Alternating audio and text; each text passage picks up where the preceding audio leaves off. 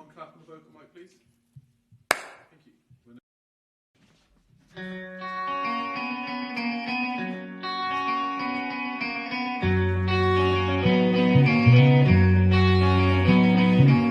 Chimes in Sunday morn. Today's the day she sworn to steal what she never could own. And race from this hole she calls home.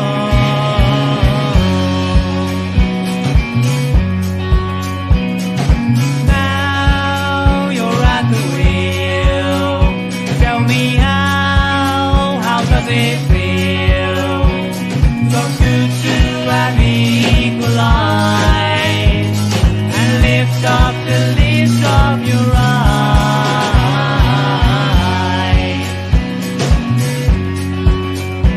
As the miles they disappear, see land begin to clear, free from the filth and the scum. This American satellite one.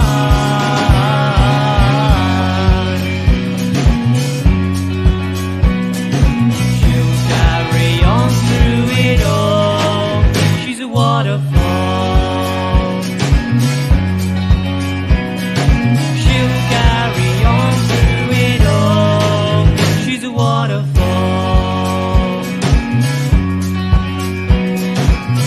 60 wine, the hills as old as time, soon to be put to the death, to be whipped by the winds of the west.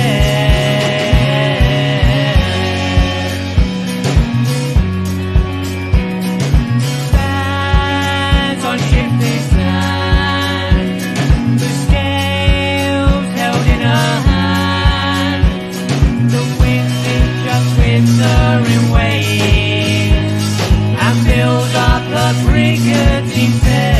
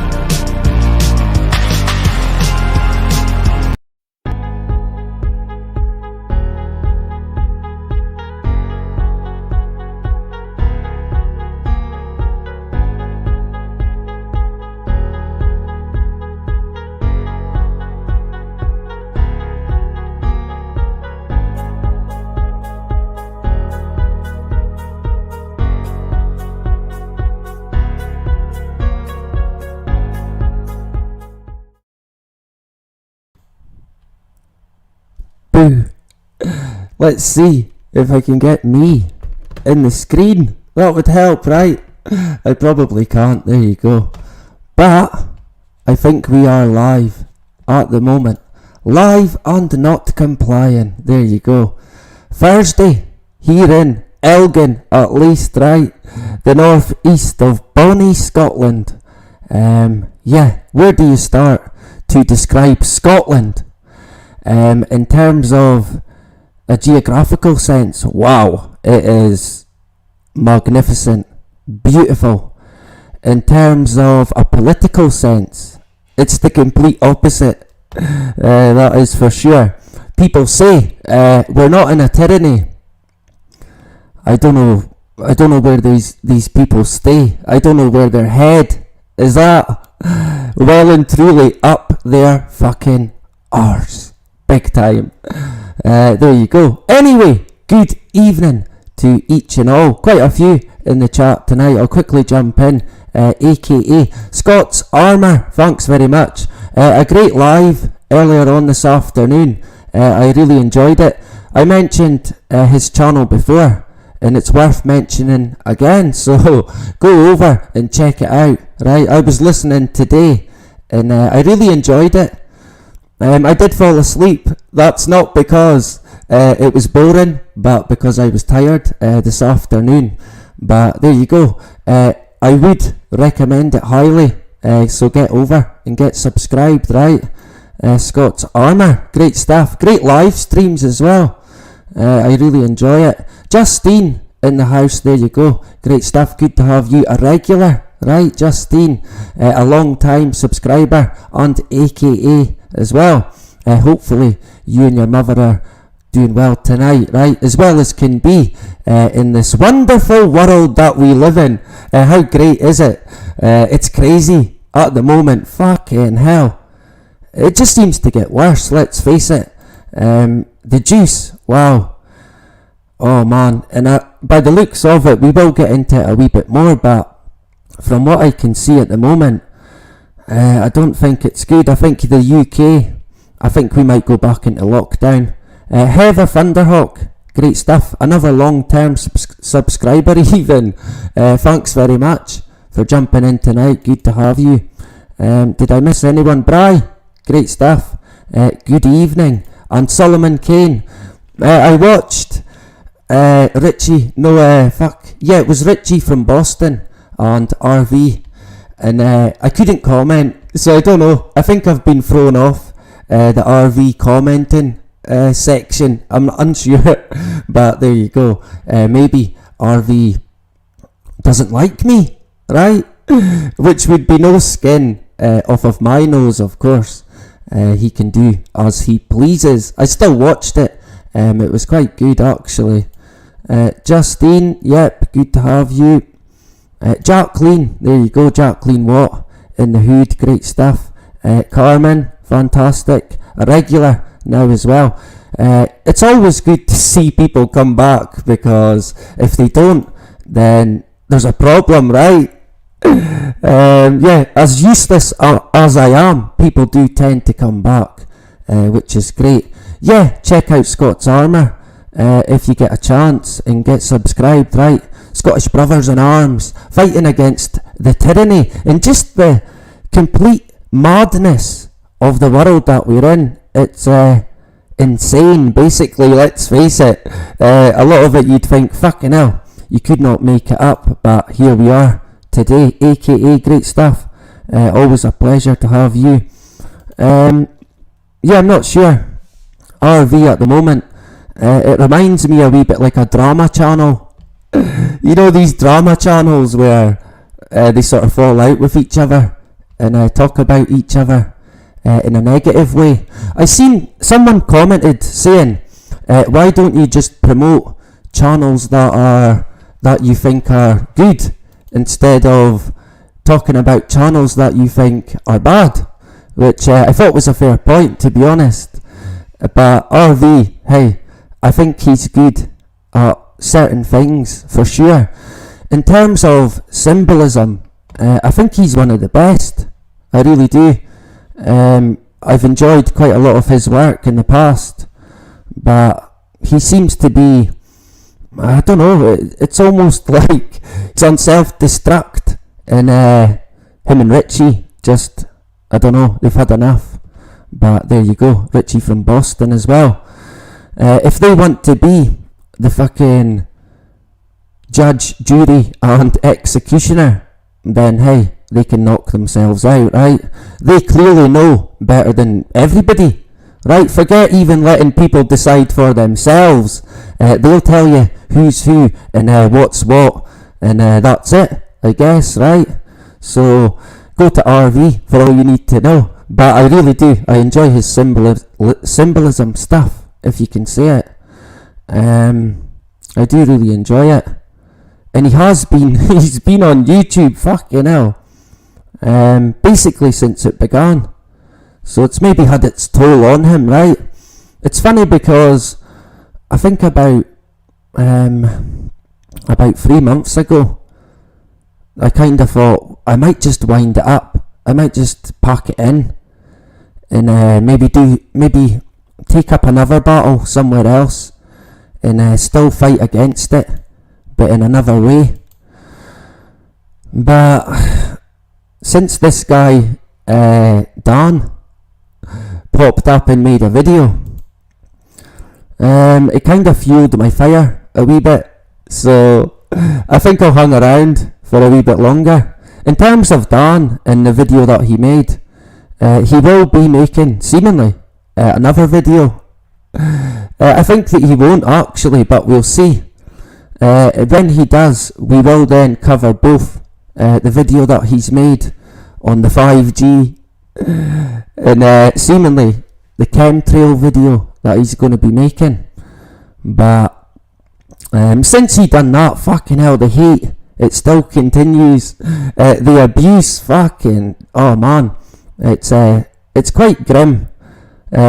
People can have an opinion, but I draw the line at abuse and racism, bigotry. Oh man, there was a guy, I think it was today, let me get a drink. Whiskey, of course. There was a guy today, and he had put a comment asking, what was it he said? He said, did 5G kill your dad? That's what he asked me. I mean, this is the kind of people that we're dealing with. They're twisted and they're full of hate. They're quite sick, actually. Yeah, I'm the stupid one, right? But there you go. I guess Dan's subscribers are a reflection of him, because the people here, they're not like that. They're not bitter. They're not twisted. They're not full of hate, right? They're not racist. They're not bigoted. And they certainly don't mock the dead, right? But there you go. That's the type that we're dealing with. They're scum, yeah. That's what they are. And it is very cultish as well. It's clearly, I mean, I'm no one. I'm a fucking nobody. But still, it genuinely feels a bit like a character assassination or an attack on me, rather than an attack on 5G or trying to debunk its health effects or non-health effects, if you like. We will cover it a wee bit today, because I am busy tomorrow and Saturday. So, no Friday fix, right? But it will be back next week. I think COP goes on until next week. So, I think that might be better as well. And we'll get into COP26. We've got a few bits to get into today. The order pot I mentioned before about what was that? That was the dog. I mentioned before about a place in Elgin called the Bottomless Pit, and it's where they used to basically trial people like witches. Right, they would throw them in, and it's crazy. It's mad shit. If you know about it, you'll know. But it's quite interesting as well. Some of the stuff, and I did mention it before. I took a photo the other night, and I thought I would get into it today. But yeah, I mean, hey, I wasn't I wasn't thinking of parking it in right immediately. I was thinking maybe gradually sort of winding down and then coming off it. But I don't think I can now. I think Dan sucked me in. It kind of makes me wonder as well. It's strange me thinking about coming away. Then that happens and I'm thinking, well, I'm going to stay now. So YouTube's drawn me back in, which is quite interesting. You never know what they've got up their sleeve, let's face it. I see Solomon Kane. I think I missed your comment. Now I'm getting hate. Are people fucking hell? Yeah, that doesn't surprise me. I would imagine that would be from people who support RV, and now they don't like you because you were fair and honest and genuine and not biased. But there you go. Again, it's an example of where we are and what people can be like.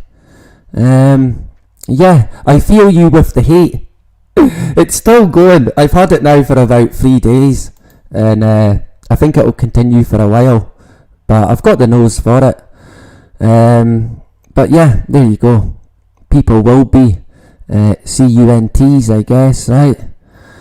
Did I miss anyone else? Yeah, so sorry to hear that, Solomon. You're in good company here, at least, right? You don't have to worry about that. Yeah, good to have you. And Zoo Scott, I'm terrible with the comments, I really am. I do apologise. Zoo Scott, there you go. Good to have you. A regular again. Yeah, I wouldn't go that far. Yeah, I'm on Odyssey as well, so you can check me out there. That's life, but not as we know it. And BitChute as well. But yeah, I was thinking maybe all together and maybe taking up, I don't know, something else out with. More community wise, trying to awaken people in the community. I think we should be doing that anyway. It's quite tough. It can be quite hard, but we've really got to try our best, because we're in a war here. We are in a war. If you can't see that by now, then I really don't know what to say, to be honest. We are at war, big time. Some people say it's like a war on the soul. I think it fucking might be, to be honest. The way it is so evil and twisted. It's hard to grasp, to be honest. I guess that's why most people, they just put it down to a conspiracy. Agenda 21, well, yeah, that's a conspiracy. Well, it's not. The Great Reset, that's a conspiracy. Well, it's not a conspiracy. Right, there you go. Yeah, High Impact fans as well. Yeah, I could imagine so. Yeah, there you go. It just shows you. I know what it's like. I think today not so bad. Yesterday and the day before, through the roof with hate comments. But it only fuels my fire, so it's quite interesting. It's water off a duck's back, to be honest. I'm quite used to it throughout my life. So there you go. Yeah, I'll be here for a while at least, until they take me down again. Probably deleted once more. I'm going to try and not get deleted, which could be easier said than done, but I am going to try, however. So yeah, we'll see how it goes, right? You never know. I think they're going to continue to change the guidelines in terms of what you can fucking say, and then there's probably stuff that I have said that they're gonna take me down for. Right, so we'll see how it goes. We're still here today. We're still living. We're still breathing. So we fight on, right? Great to have everyone in the chat. Yeah, I think a spiritual warfare. Yeah, without...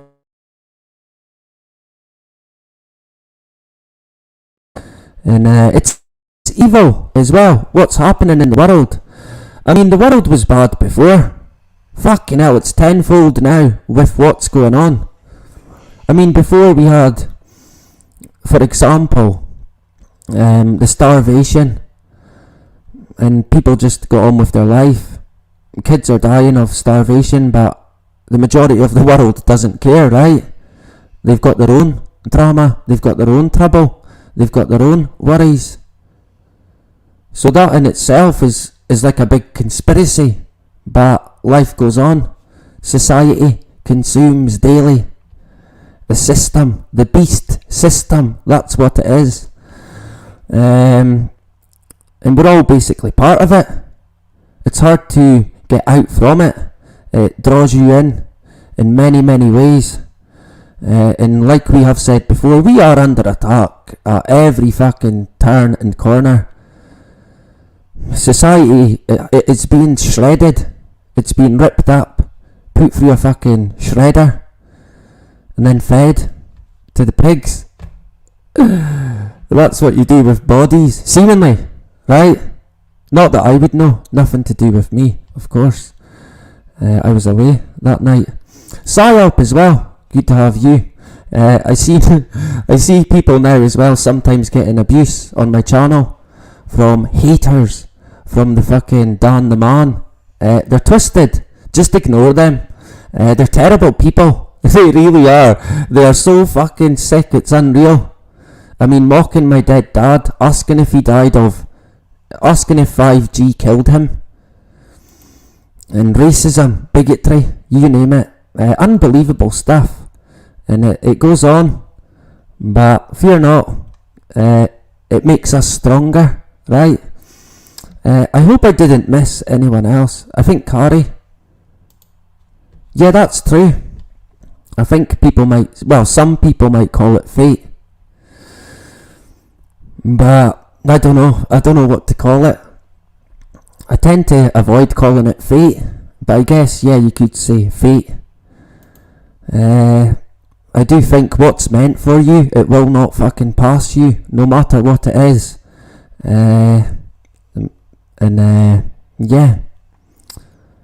I don't think I missed anyone else.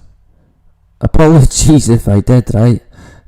Yeah, I mean, I won't avoid it completely, but we'll see. We've gave Dan the rope at the moment, so we'll see how much he wants to do with it, and then we'll summarise and look at it, the bigger picture, because seemingly he's making a video on, I think it's a chemtrail video. Now I think it must be the video that I shared with the guy Mark, who made a video on chemtrails.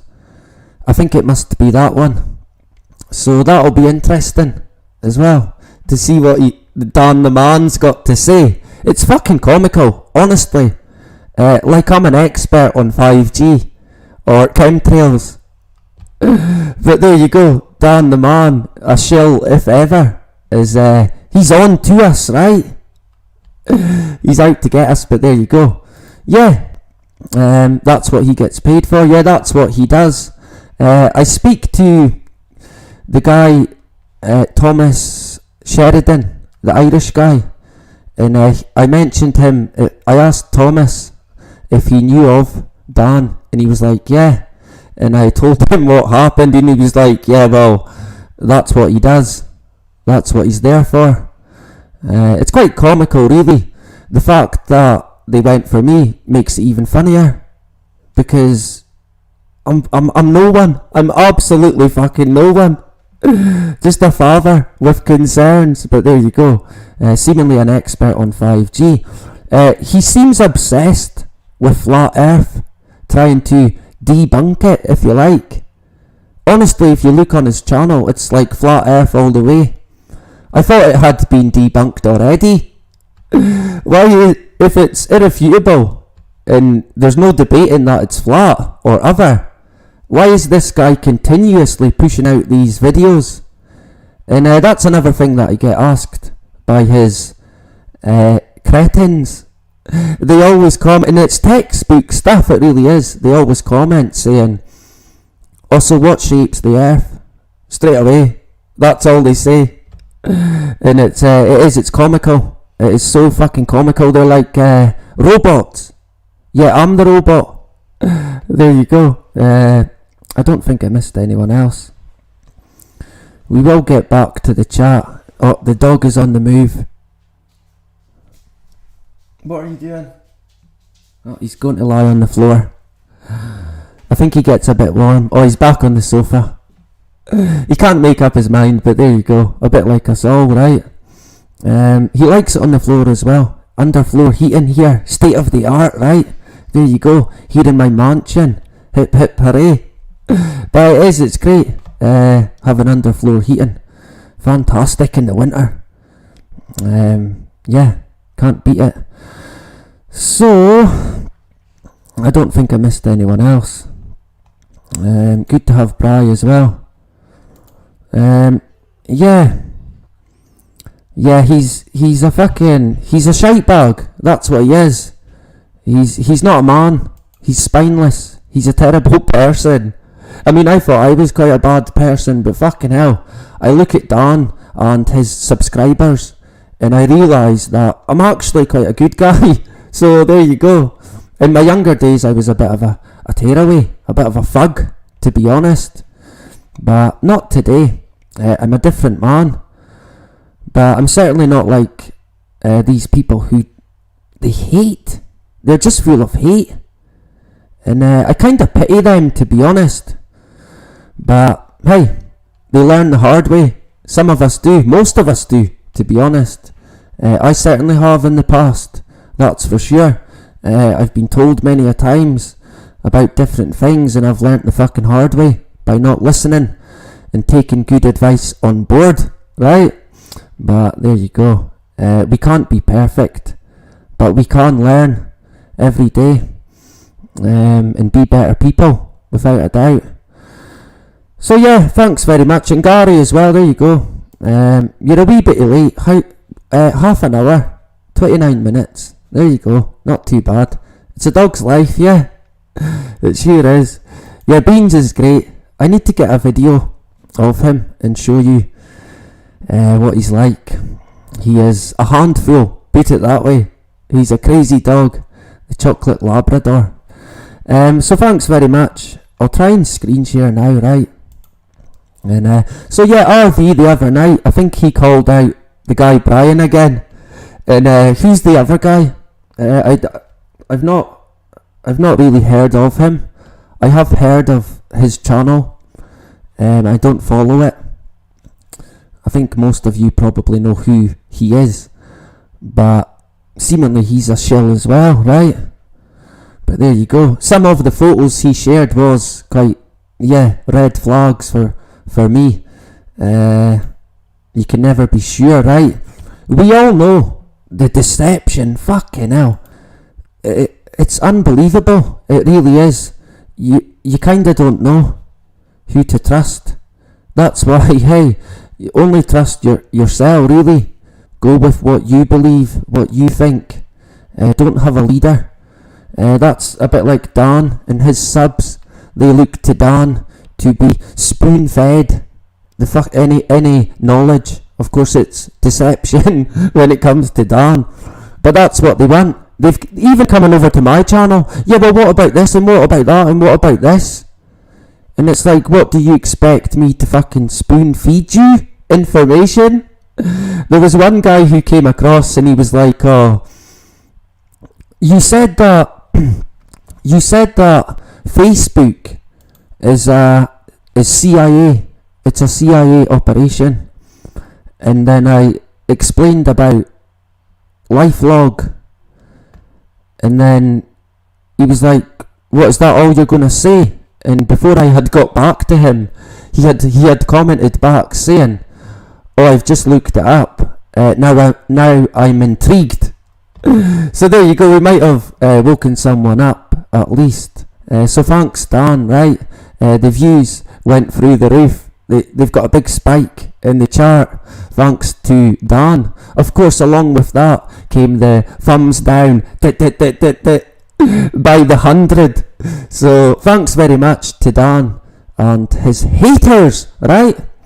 Of course, Dan's made a video on my content that seemingly has no value, but he's now making money from it. I think at the moment it's got over 100,000 views. So there you go.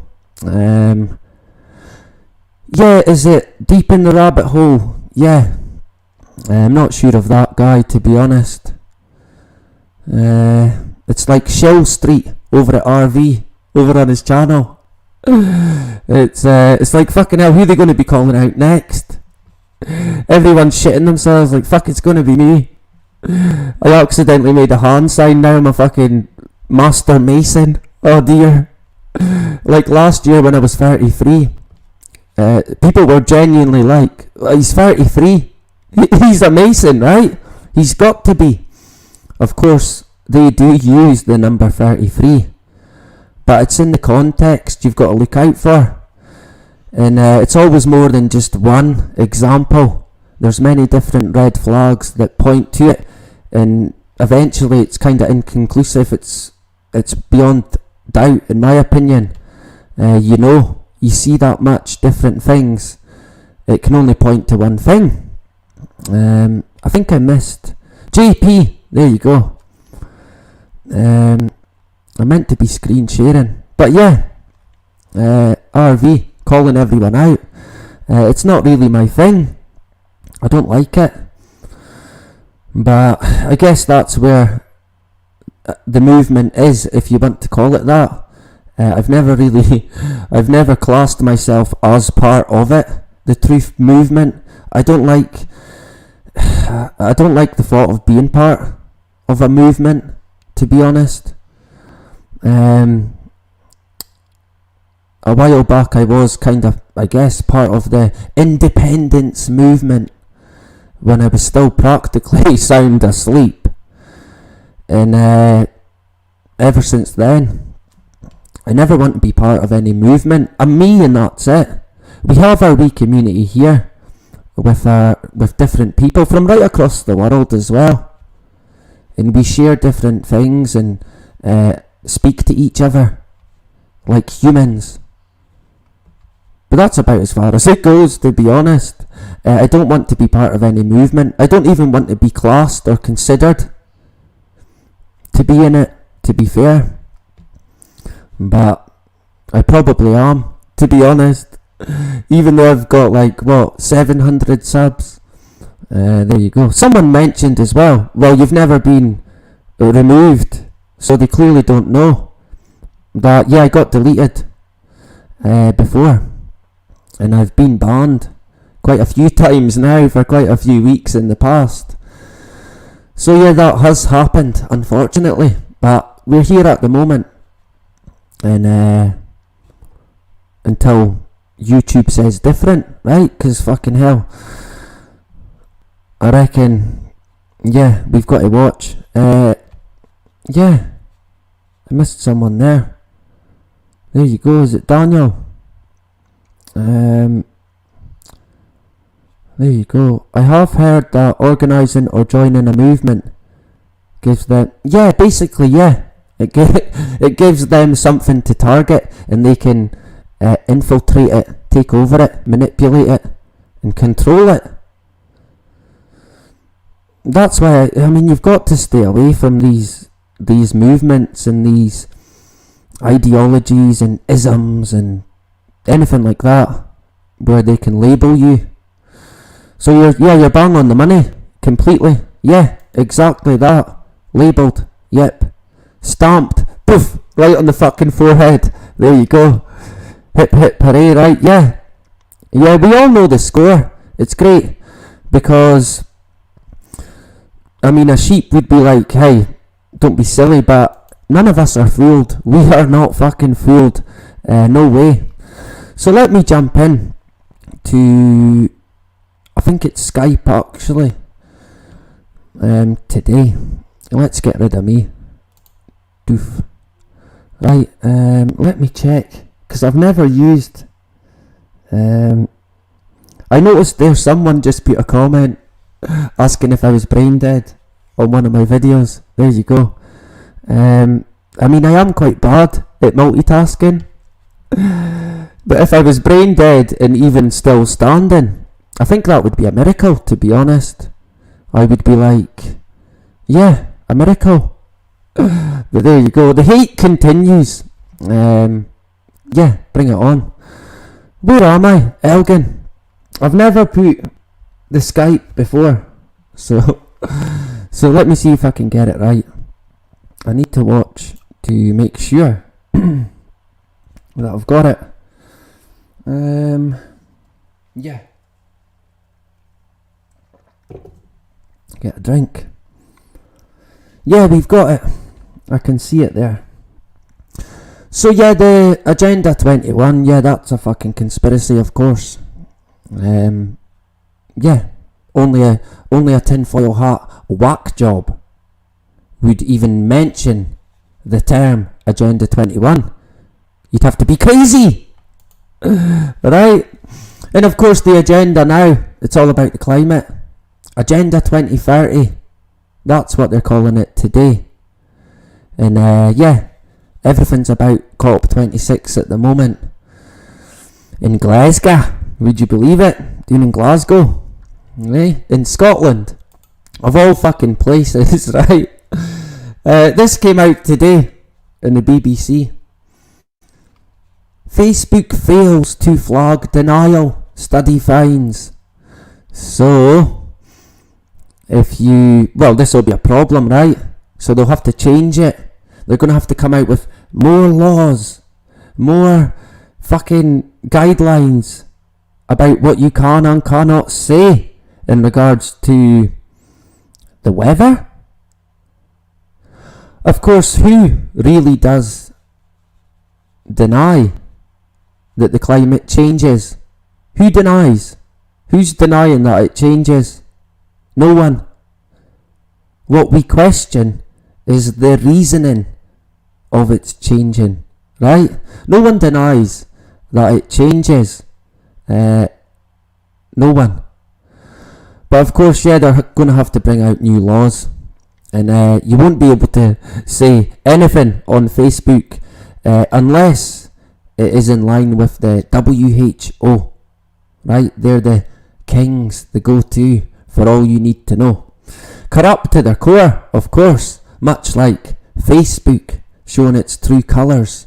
It's going to be censoring any thought on climate change. Of course, what they call denial. Sure. Wired UK. Stop telling kids they'll die from climate change. Huh? I can't remember ever telling any kids that they're gonna die. I mean, who are these fucking people? Who in their right fucking mind is telling kids that they're gonna die from climate change? I mean, how sick and fucking fucked up in the mind would you have to be? I mean, that is so fucking twisted, and it's sad. Let's face it. I mean, there will genuinely be people out there who are doing this. Most likely their own fucking parents. It is staggering. I mean, fucking hell, that is so sick. I think as well, we touched on it before, climate anxiety. Kids are worried, they're stressed. They think the planet's gonna die, so they're gonna die. They don't even see any future. Suicides are through the fucking roof. Stop telling kids they'll die from climate change. Yeah, that is a headline that I agree with, but hey, it's sad to think that this is actually happening. This is what they've driven parents to. I guess it's all part of the programming, the brainwashing. It's fucking sad, man, honestly. The Bill Gates Guardian, one day ago, summers are becoming unbearable. Living on the front line of global heating. Global heating. Global heating. Unbearable summers. Well, They certainly don't stay in Scotland. That is for sure, I can tell you that. Unbearable winter, yeah, I'll go with that, but yeah, so summers are becoming unbearable. I did read an article as well. I was meant to share it the other week. It was about India and how the cities in India are trapping the heat, and it's actually becoming hotter at night time. It's like an oven. I think eventually these cities are going to be a thing of the past. Of course we know.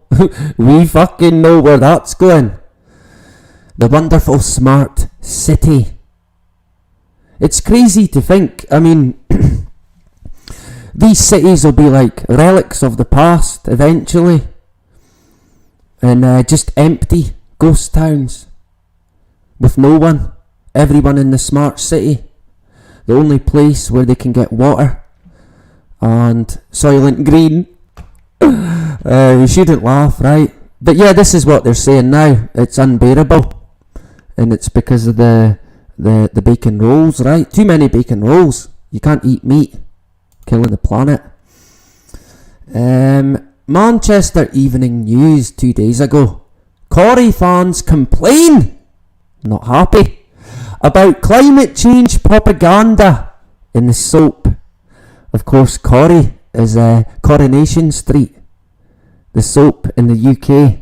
The TV soap. I'd imagine everyone here doesn't watch soaps. It's fucking horrendous stuff. But I do know, I've spoke to a guy.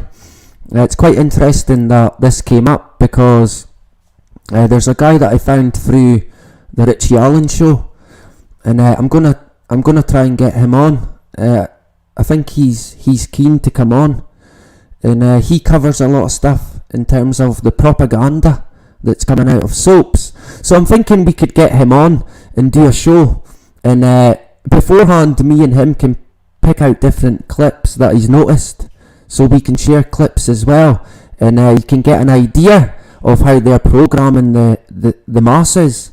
This is what they watch. Coronation Street, EastEnders, fucking all the rest of the pish that's on the TV, and of course they're being programmed. But that would be a conspiracy. Sure, let's go with that.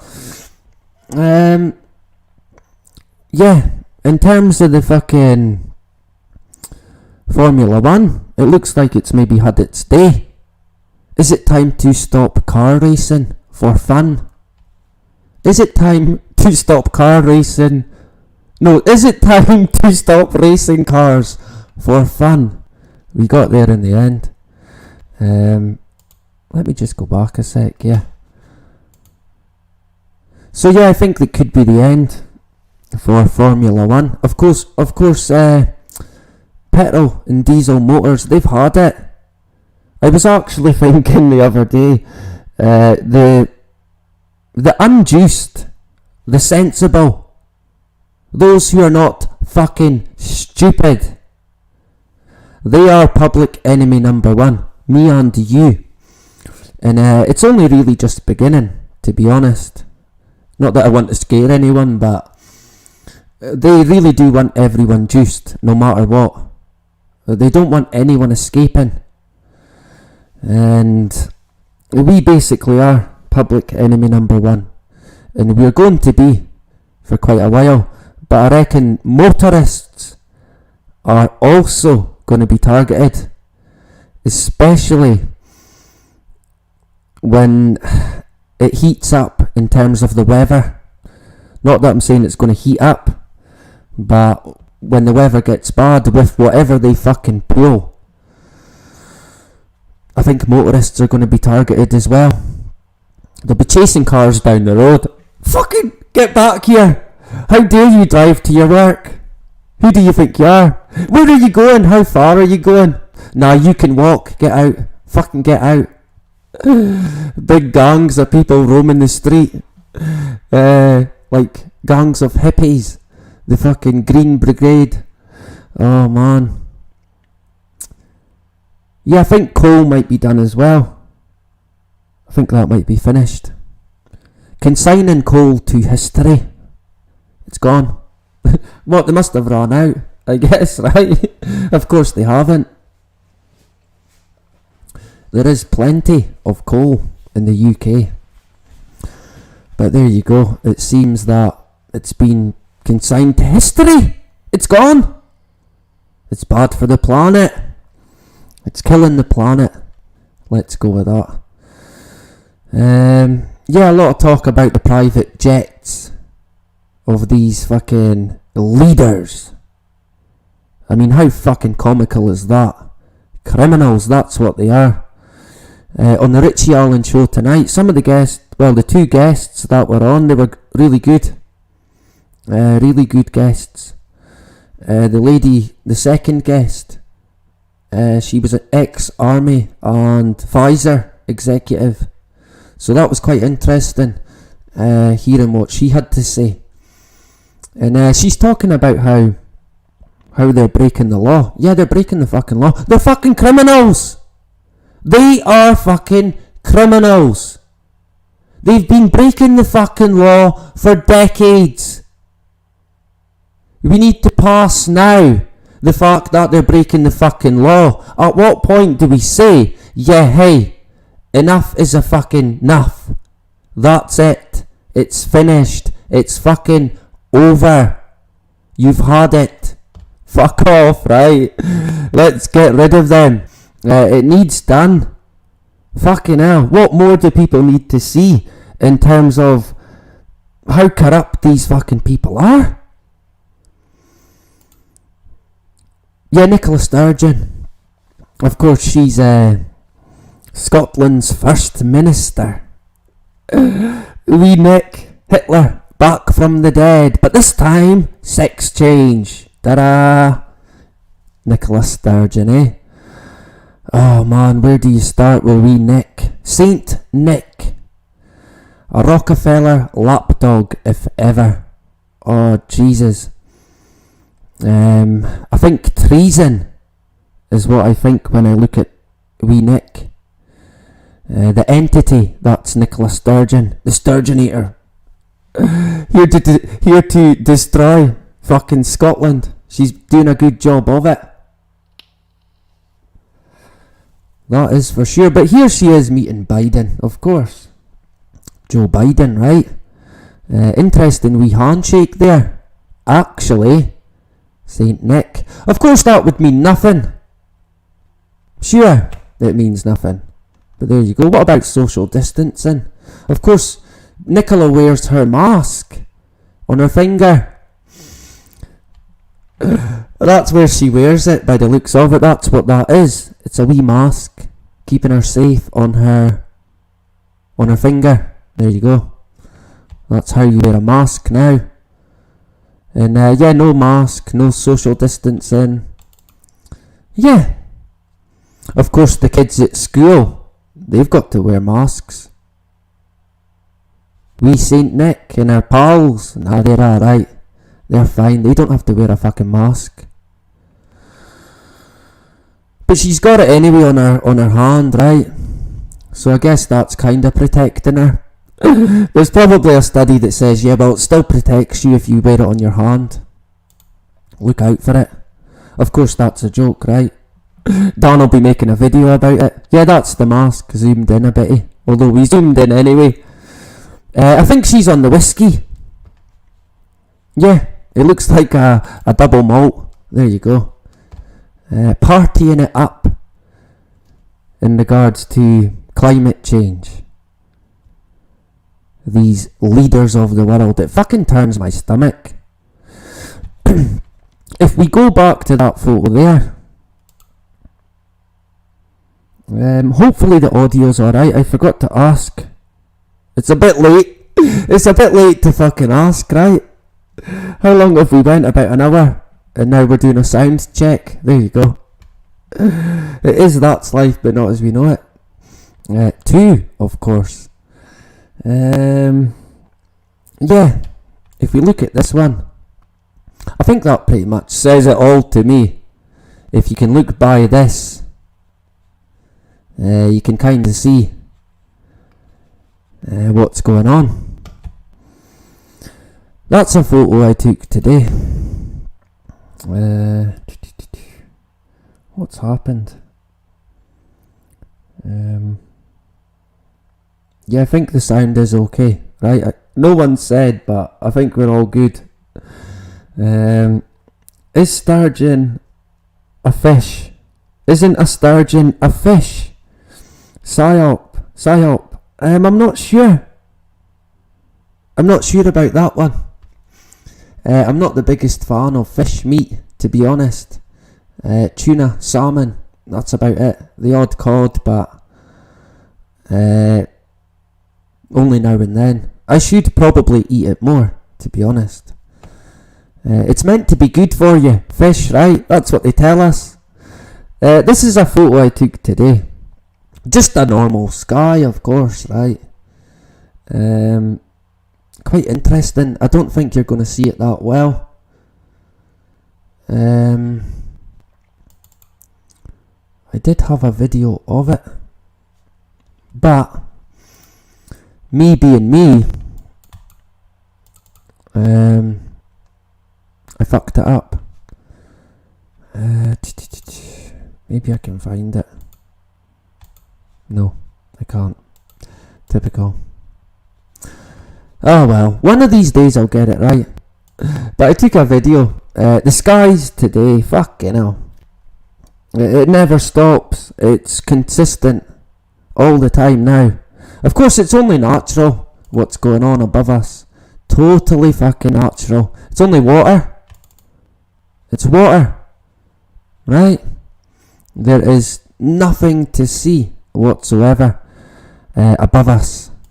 Chemtrails are a conspiracy. Right? Go and look it up on Wikipedia. It'll tell you that it's a conspiracy. Don't bother looking above your head. It's water. Of course it is. Here's wee Greta.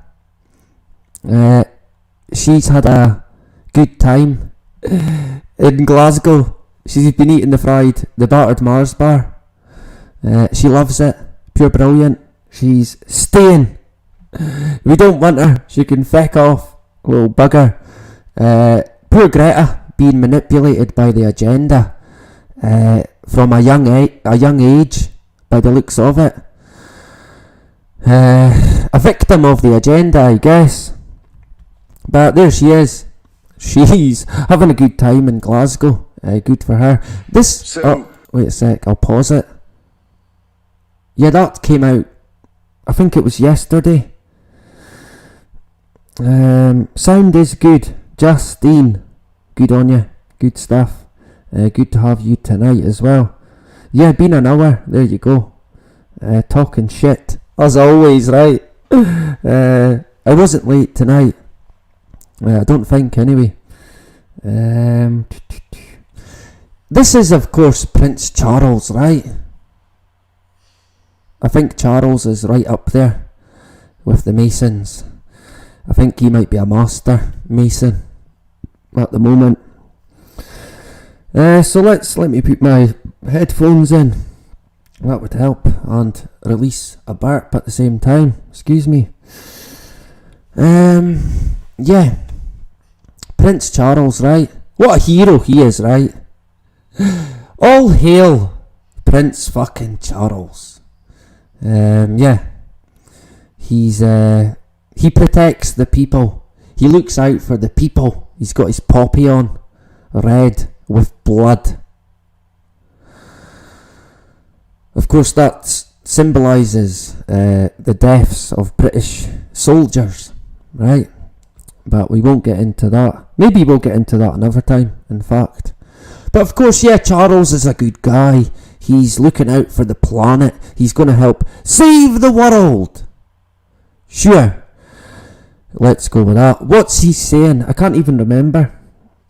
I think I can, but I'm unsure. We'll listen to what he's got to say.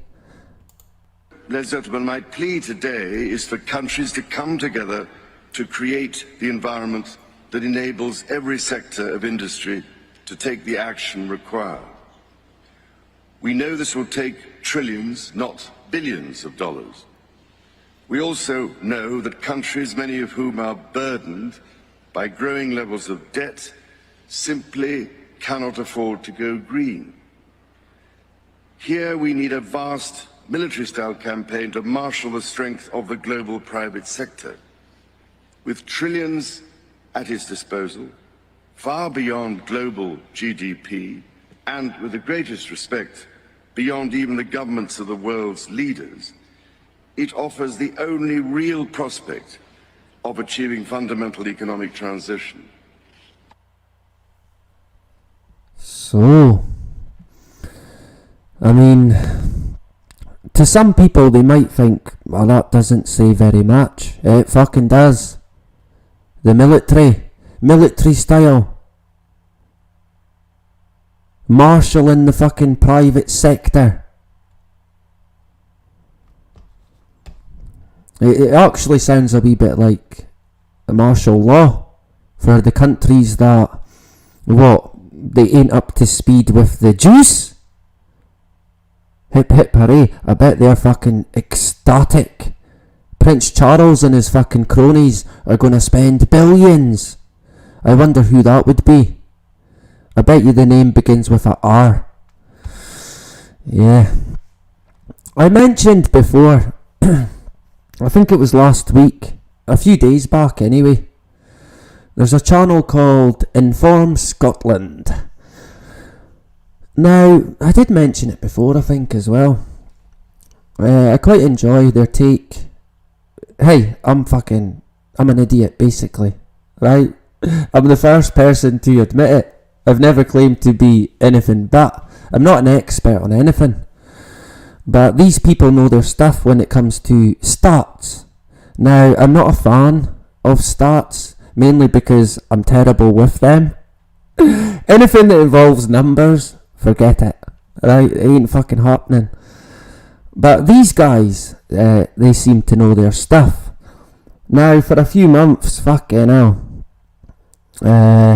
me and a few others have been under the impression, at least, that people are dropping everywhere. They are dropping like fucking flies.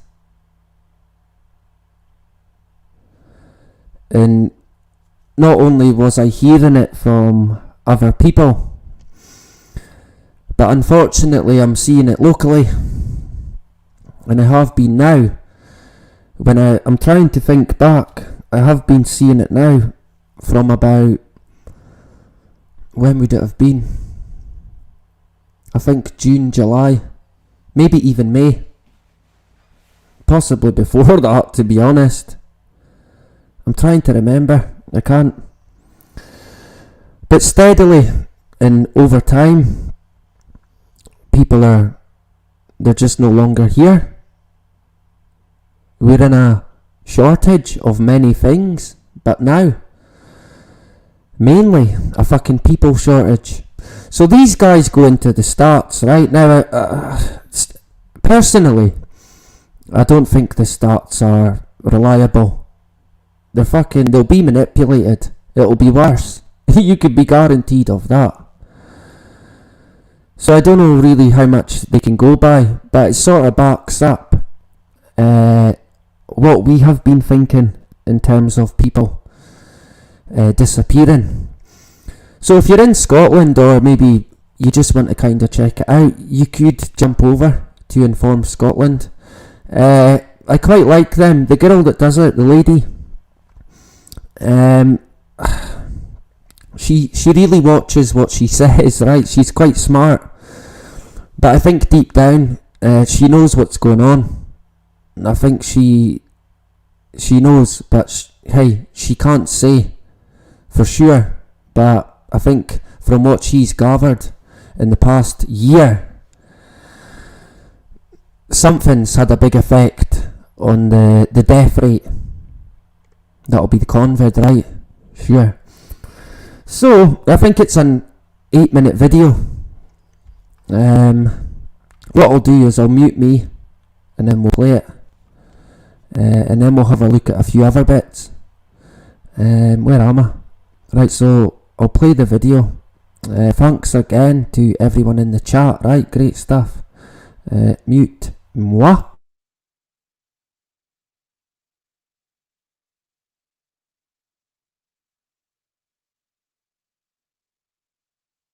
Hello, Inform Scotland followers and friends.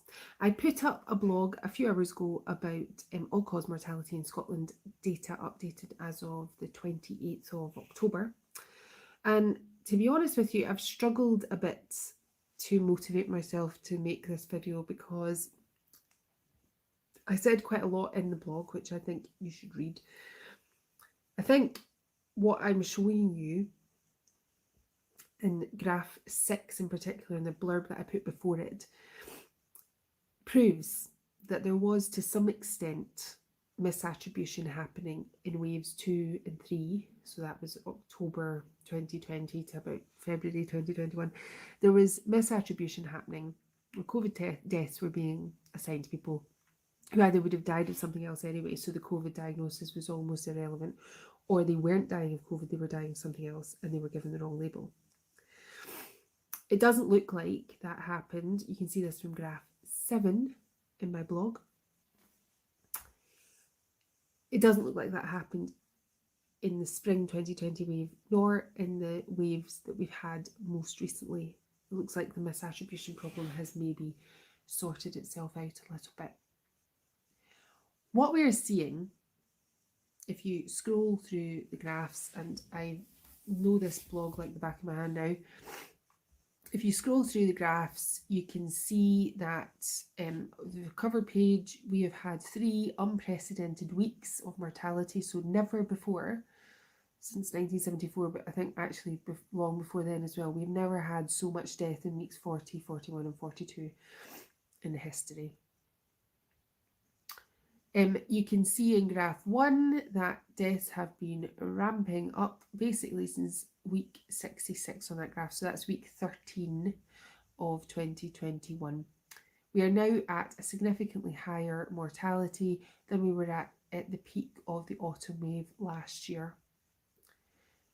Deaths in the hospital are going up. You can see that in graph 2. Deaths in the home are remaining elevated, and deaths in care homes, notwithstanding the recent blip in deaths caused by the booster,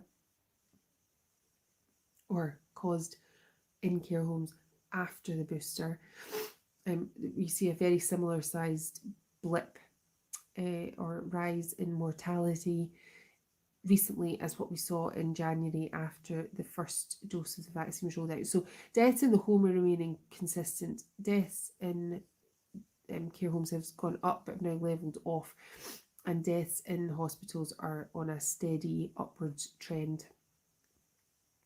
Cancer deaths are also up, but it looks like they might be levelling off. They've been rising since week 55, that's the second week of this year. They've been rising, but I think they're levelling off. It looks like in hospitals we're back to sort of average or slightly below average number of deaths, and hopefully they're going to go back to more average numbers.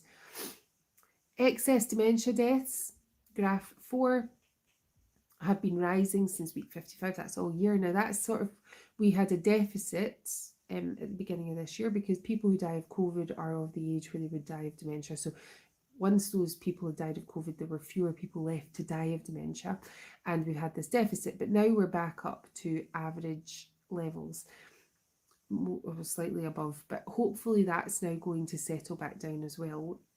I think that between that and the cancer deaths and also circulatory deaths all appearing to kind of level off, I hope that that means that our excess deaths will also level off. Graph 6 and 7, I've put a big blurb about this. It's about how respiratory deaths have been in deficit for 2 years nearly, and they were so very, very, very much in deficit just when we had our peak in COVID deaths in the January wave. Now, it is absurd, it's impossible to argue that there was not to some extent misattribution or pointless attribution of COVID as a cause of death when actually the person would have died anyway of some other respiratory condition. That's not to say that we are not sympathetic to all deaths, and all deaths, especially unexpected ones before the person's time, are always a tragedy. But people die, and you have to look at these statistics as a whole. What I've said in my blurb is that statistics without context have killed people. in Scotland and are killing people in quite big numbers. We need to stop it now, and we need to look at the whole picture. How many people are dying? How many people do we expect to die? And basically, you want the number of people dying to be pretty much the number of people you would expect. Respiratory deaths and COVID deaths are presented on a graph together so that you can see how the respiratory deaths deficit, the peak or the nadir in respiratory death coincided with the peak in COVID deaths. We're seeing that COVID deaths are overwhelmingly happening in the hospitals. Other causes of death, which do not include cancer, dementia, circulatory, respiratory or COVID, have been rising steadily since week 66. That is now 29 weeks of steadily increasing other causes of death. Other causes of death, in fact, are fast approaching the same number of COVID deaths as the number of COVID deaths. All-cause mortality is much higher this year than it was last year for this time of year. It looks like this is going to be a truly dreadful year overall. See when deaths, I'll show you this graph, when deaths, as you see in that red line there, that's 2021, when deaths are consistently sort of just a wee bit higher or quite a bit higher than the previous year. Although this looks terrible, and it is, I mean, that was a terrible wave. That was 2020. That was the first wave of coronavirus. Very severe mortality. But if you look at the number of squares underneath that curve, that basically tells you the number of people who've died overall. And if this line continues to be elevated for very much longer, we are going to be it's going to be as bad as the area under that blue curve, isn't it? And I think that this number is going to remain elevated. I think it will level off now a wee bit. I don't think it's going to continue to rise. I'm not sure. It doesn't look like it, unless something serious happens with other causes of death.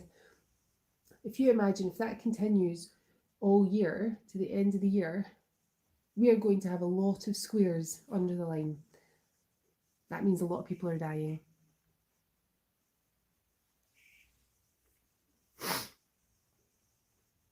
And that really is the end of today's blog. Please share this information, have a think about it, talk to people about it.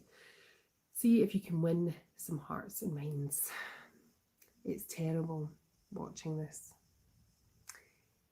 Stay tuned, stay sane, stay strong, and remember, I love you.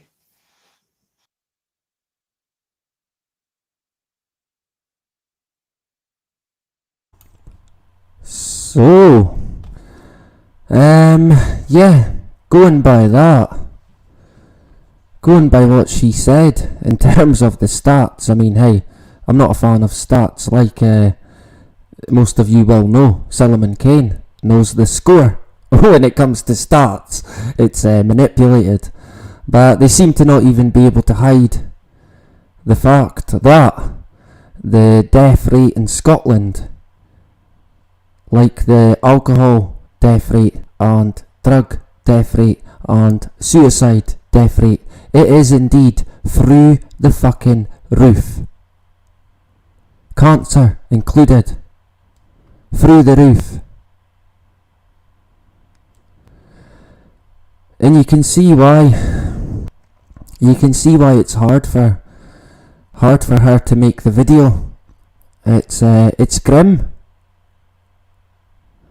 Of course, the experts, if you remember a few weeks ago, I covered an article that it said people who get involved with conspiracies, they do so because it makes them feel better. Yeah, sure.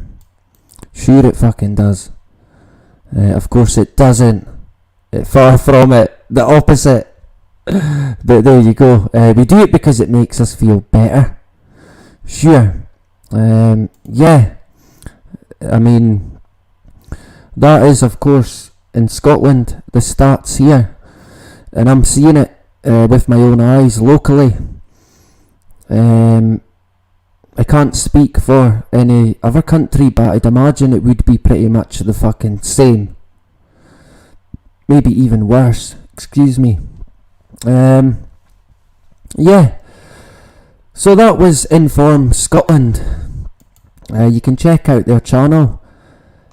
I think the numbers will be higher than what they're telling us. To be fair, they lie about fucking everything, let's face it. It'll be higher than previously thought. Yeah, the media, they've got a lot to answer for. The local media here, today they're trying to say that 4 people have died in the past week of the COVID. It got them. And it said that a total of 58 people have now died of COVID in Murrayshire. But then when you read the article, it actually says 12 people had COVID on their death certificate, and the rest of them tested positive within the 28 days. So they're a COVID death, even though it was likely something else. That it'll be something else on their certificate, not the COVID. So how is it 58 when it's actually fucking 12? And they done the same thing before.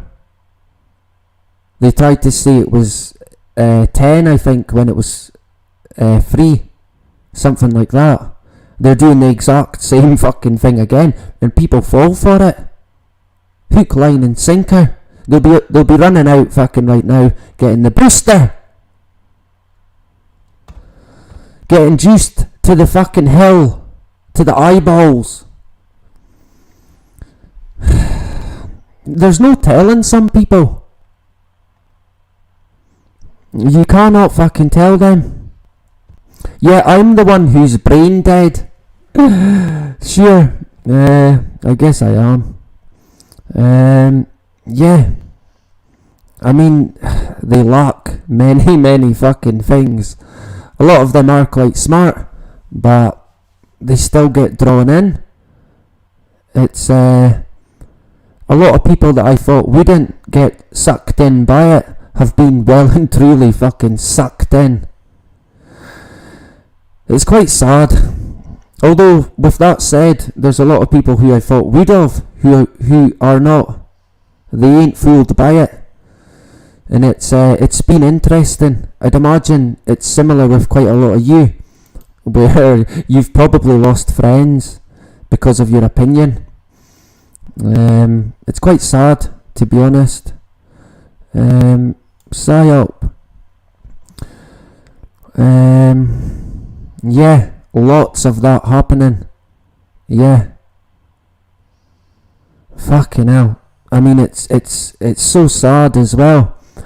Our eldest son, he's type 1 diabetes, and they want him juiced.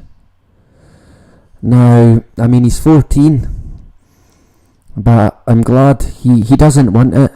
He does not want it. So, and that's his decision. He's decided that. He's not stupid, right? But there you go. I've seen a lot of it happening. They're saying, well, if you've got that condition, you better get it. And then they're worse. I walked past the juice factory, the Jaboteur, the other day, and there was a bus outside. It's like a council bus that they use for picking up people from old folks' homes, care home. And it was full, and they were taking them all in to get juiced. And hey, it's kind of heartbreaking. I thought, fucking hell, I bet a lot of them don't even know what's going on. They're just getting rolled into the fucking jab factory. Then next week they're suffering. Yeah, but it means it's working, right? Sure, let's go with that. They believe the juice will save them from COVID, but not the unjuiced. Yeah, we're public enemy number 1, Jacqueline. That's what we're being portrayed as at the moment. We're the virus. That's what they're saying. Of course, I said before, I've got a friend, quite a good friend, double juiced, got the Covid, and suffering, sore bones, that's what he said. I mentioned it the other night. He's regretting it, and it's sad. It is. But people will do as they please, right? Of course, they're victims in my eyes. A lot of them are bribed, blackmailed, coerced. And when it comes to the people in the old home, the care home, fucking hell, they don't even have a choice. They do not have a fucking choice. I'd imagine they'll be getting forced, whether they fucking like it or not, if they're even in a mental state to know what's even going on. Oh, it's just your medication, it'll be alright, it's totally safe, there'll be no problem. Jimmy got his and he's fine. Jimmy in the corner, fucking blue, half dead. We shouldn't laugh, but I mean, fuck's sake. Unfortunately, people just watch the BBC and that's it, and they take everything from them, and basically they're brainwashed by the media. But we know that is for sure. Let's jump back for a moment. Good to have everyone in the chat tonight. Fantastic. I apologise if I missed anybody. I don't think I did. I try not to. I should really just get on with it, but I don't like to leave anyone out.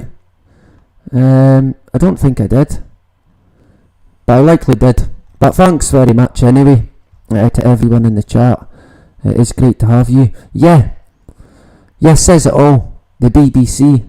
They may as well call it the Freemasons. That's what it should be called. A tool for the agenda. Nothing less. Let's face it. Let's jump back. Where are we?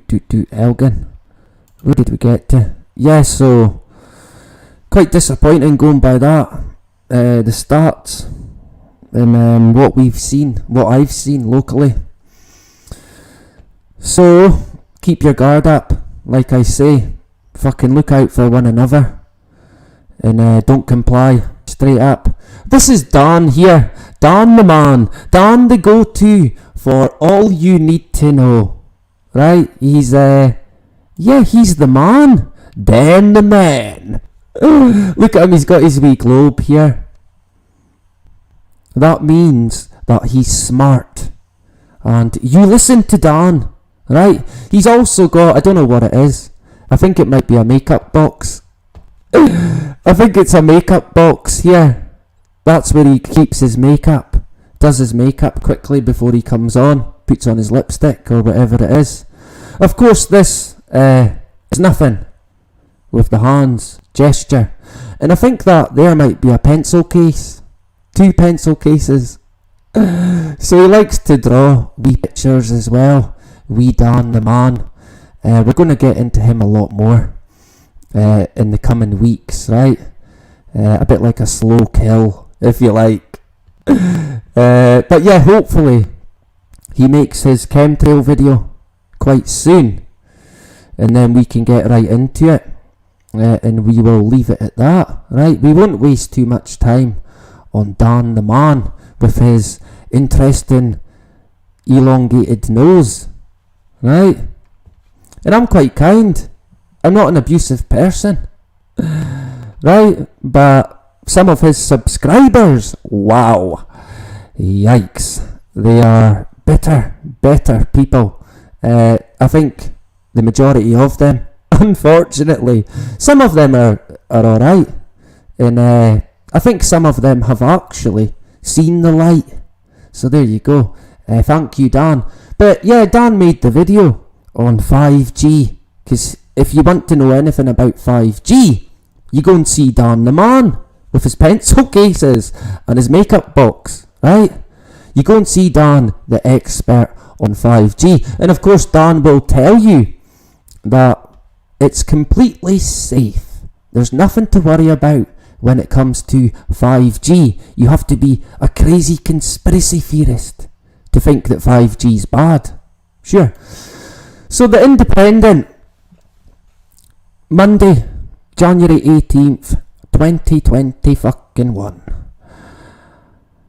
So, 5G rollout should stop while suspected adverse health effects investigated. Expert claims. Wait a minute. That can't be right. An expert claimed there's adverse health effects to 5G? It's a smoking gun! Look out! There's a smoking gun on 5G. Quick, Dan, make a video. Part 2, that's life but not as we know it, when you know nothing about 5G. When have I ever said that I knew anything about fucking 5G? Honestly, but there you go. I am the chosen one to take down when it comes to 5G. No one else. None of the other big names out there. That's life but not as we know it too. Let's take him down because he's an expert on 5G. Yeah. But this guy seemingly is. University of Edinburgh. He's a professor. And he wants a scientific investigation. He's worried about the health effects of 5G. Shock horror. Nothing to worry about, of course. Another article here. Another guy who's obviously fucking crazy and does not have a clue about nothing. He's worried about 5G, so he's mentally ill. He thinks the Earth's flat. He must, because he's worried about 5G.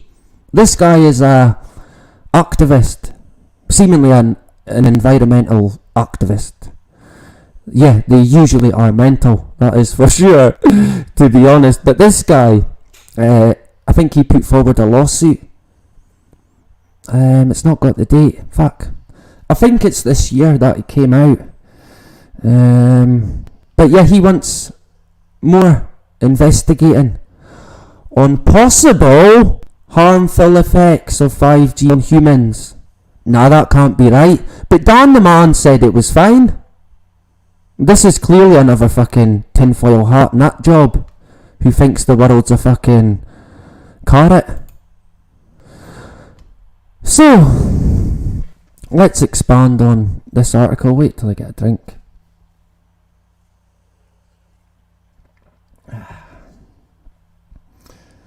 I mean, it's no one in the world's worried about 5G. Everyone wants it and everyone knows that it's safe.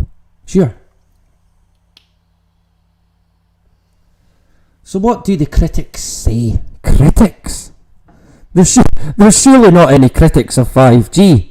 Only that crackpot guy from That's Life But Not As We Know It with the weird fucking accent. He's a robot. That's what I got called as well, a robot. I've lost count now of everything that I've been called, thanks to Dan the man. Talk about hate. And YouTube, the cheek of YouTube to fucking take my channel down, claiming that YouTube would be safer without me. There would be less hate on it. Fucking hell. Yeah, let's go with that. Several scientists. Wait a minute, several? That must be a mistake, surely. That can't be right. Have criticised the use of 5G on these grounds. A report by Scientific American. Nah, that can't be right. They're good guys.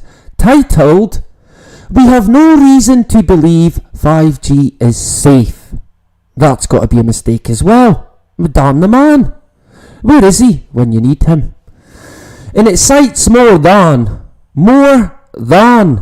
500 studies for these claims. More than 500 studies for these claims.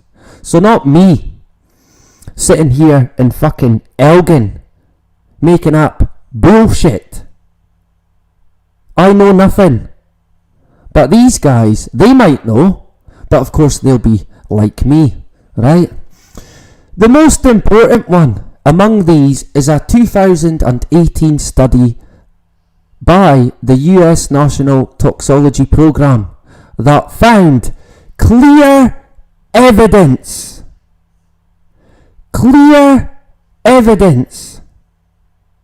that's obviously a mistake as well, that 2 fucking years of exposure to radio frequency radiation from cell phones increased cancer in male rats and damaged DNA in rats and mice of both sexes. Now, we have touched on this before, but again, this is seemingly experts that are saying this. There is clear evidence. Now, the big problem is, this is rats. This is not fucking humans. So, where are the trials on humans? They will not fucking do them. Question is, why? What have they got to fucking hide? A lot, if you fucking ask me. What else does it say? The report essentially points out that the RFR exposure limits set by several agencies across the globe are set to an old standards and studies, and that extensive research over the years has pointed at potential harm to humans from such an exposure. Yeah. But Dan the man, he reckons it's safe. So it must be. Let's go with that. Now, another thing that I did say in terms of 5G, which was quite funny, I did say that, you know, I think they might come out and say that it helps people live longer. And I said it quite jokingly, right? But if it's going to basically be powering healthcare, then yeah, I guess it will help people live longer. So I guess I was maybe right with that one. It's connecting the healthcare future with 5G technology. Hip hip hooray, right? All hail the 5G. There you go. Let me just check we're still going. Yeah. We're still going. Good stuff. Great to have everyone in the chat. Solomon, good stuff. Yeah, Dan went a bit overboard. Or is it me that went overboard? Maybe it was. I try not to. But yeah, we're still going. We're still rolling. Great stuff. Because there's a few more bits. This came out, I think it was yesterday. What is it? The 2nd it came out. Reuters. US aviation regulator warns of potential interference from 5G spectrum plan. Dun dun dun. All hail 5G. The amazing 5G. Everyone wants it. We're all demanding it. It's so great. Sure it is. So there's big worry. It's going to interfere with the flying of the planes. Where's Planes Steve when you need him? The expert on planes. So yeah, 5G maybe not all it's made out to be. We will get back into 5G again. It's not going away, unfortunately. And of course, Dan the man. Let's not forget him, right? In his pencil case. Yeah. I look forward to getting back into Dan. Of course, it'll be nothing on a hatred sense. That's not us. Anyway, the order pot. Let's get into that tonight. I mentioned before, this guy here's getting the order pot. I mentioned before about a spot in Elgin. I took this photo last night. That's the original stone, the big one. And yeah, You can pretty much see that it's been there for quite a while, right? Even the wee one has been there for a good while. And this is a marker. It basically marks out where they put people to trial. Order, or is it ordeal by trial, or ordeal by water? I think it would have been basically where they drowned people. Unfortunately, and mostly witches, right? Inscription of the Order Pot Stone. So it's the Order Pot. Fucking hell, my eyesight. Oh man.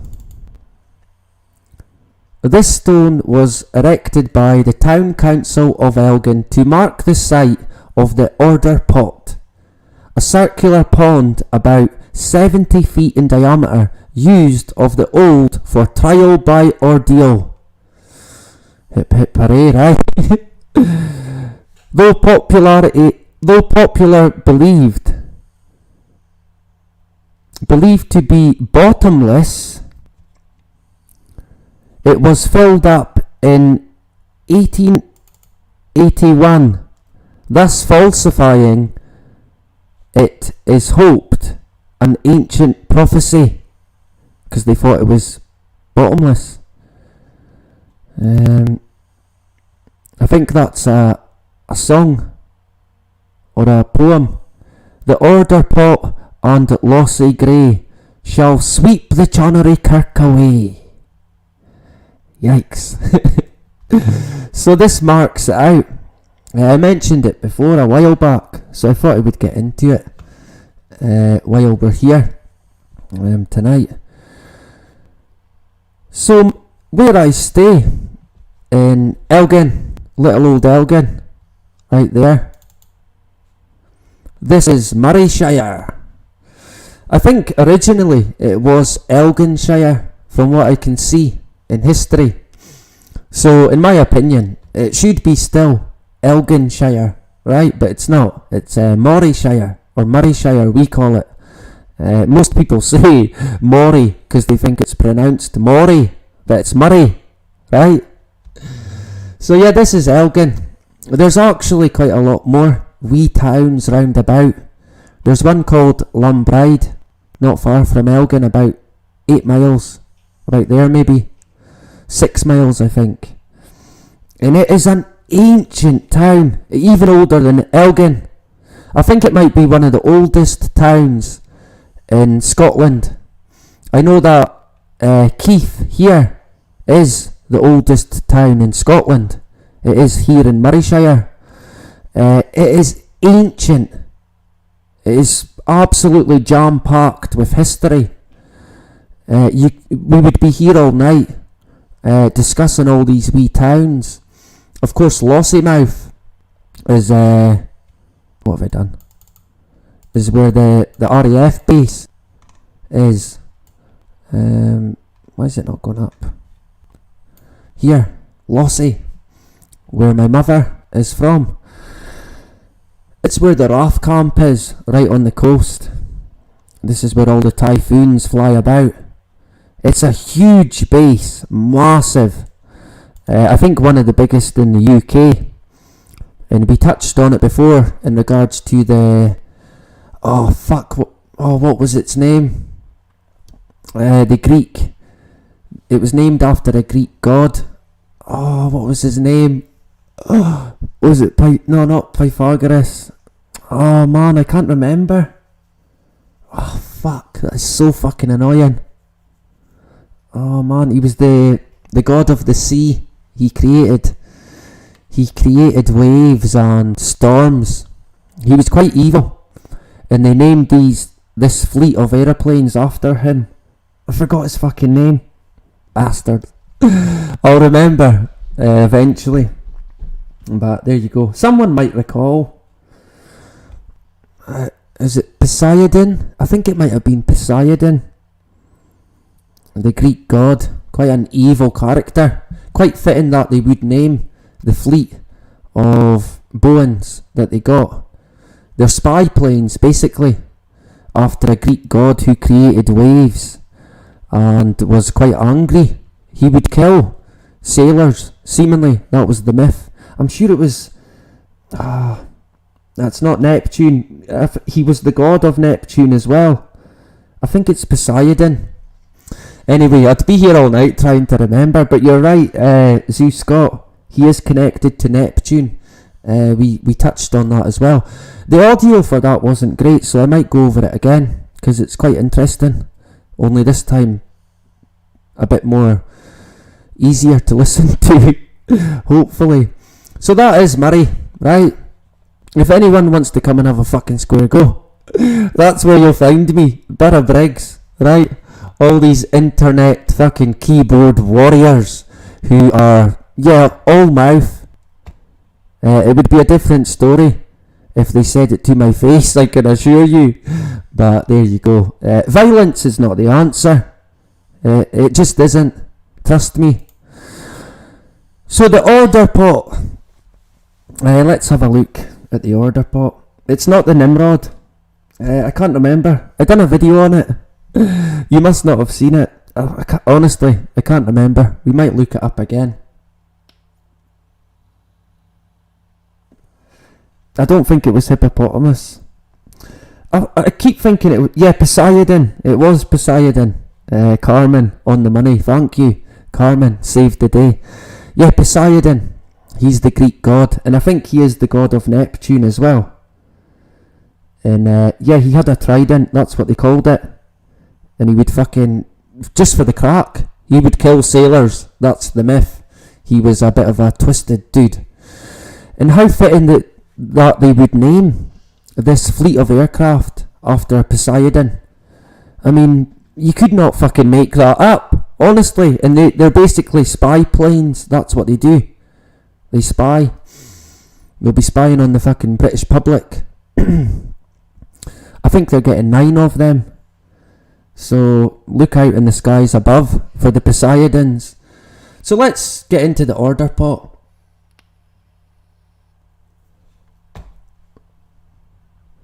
I think this is in terms of whereabouts it is.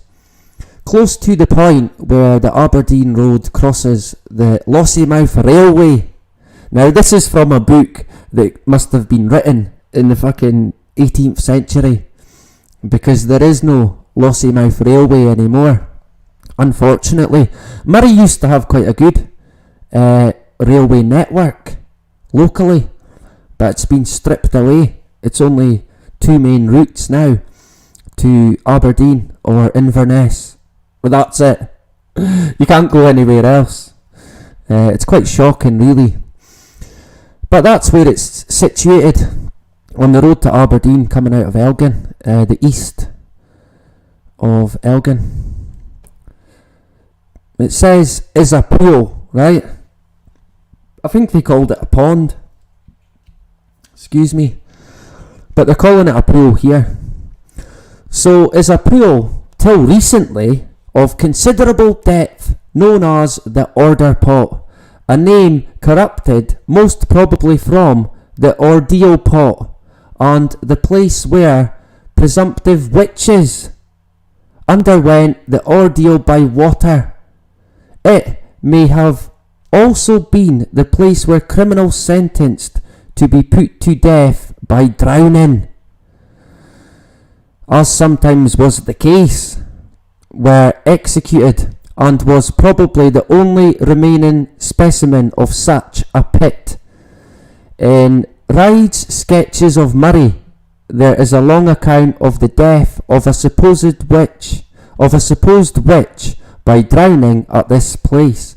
Traditionally, it was supposed to be bottomless, but in the course of years, the amount of rubbish thrown into it materially diminished its size, and within the last year, it has been numbered with the things that were, and it will therefore no longer be possible that the old prophecy that the Order Pot and Lossie Gray shall sweep the Channery Kirk away, attributed to Thomas the Rhymer. Thanks, Thomas. I'm sure this book's from the 1800s. But mainly witches is what I thought used to get executed there, basically. It's quite an eerie spot. It's got, especially at night when I took that photo. Even then, it was a bit freaky. Why is it not working? Oh well, there you go. Oh, there it goes. It's even though it's not the exact area, it's a wee bit north from this, but it still felt a bit strange.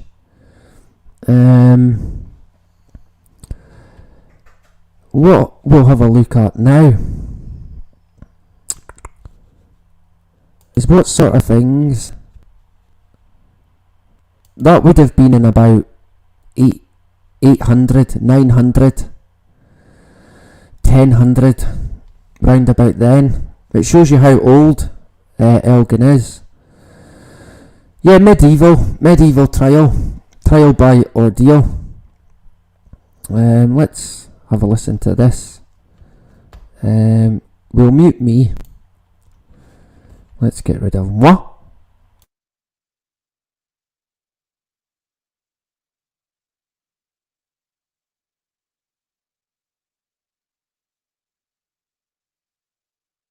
In a Monty Python skit, a mob of angry peasants offer up an annoyed woman wearing a false nose to their town leader. They say, "We've found a witch. May we burn her?" "How do you know she is a witch?" he asks. The townsfolk are confused and offer reasons from, "She looks like one," to, "She turned me into a newt." After much debate, they determine that the best test of witchcraft is to see if she weighs the same amount as a duck, and if she does, she's therefore a witch.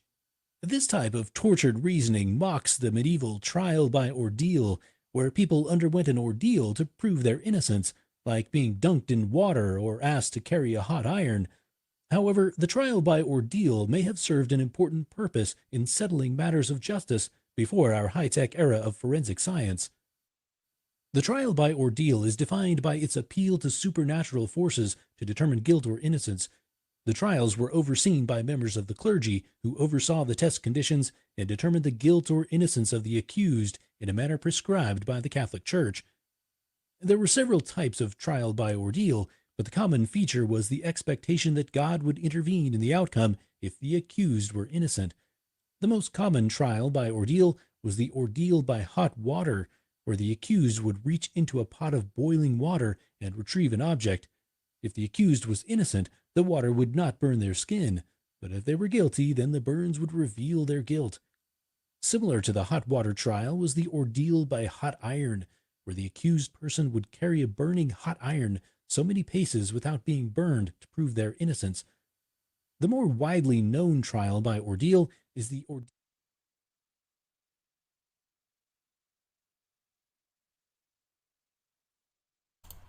It cut off. I think it wants me to fucking subscribe. That's not happening. But there you go. I mean, imagine being up for trial back then. Fucking hell. You put your hand in that boiling water. If it doesn't burn, then you're not guilty. If you burn, then you're guilty. Sure. Imagine if you didn't burn. How freaked out would everyone be then? They'd be like, yeah, she's a fucking witch. Oh man, I mean, what a time to be living. This one here as well.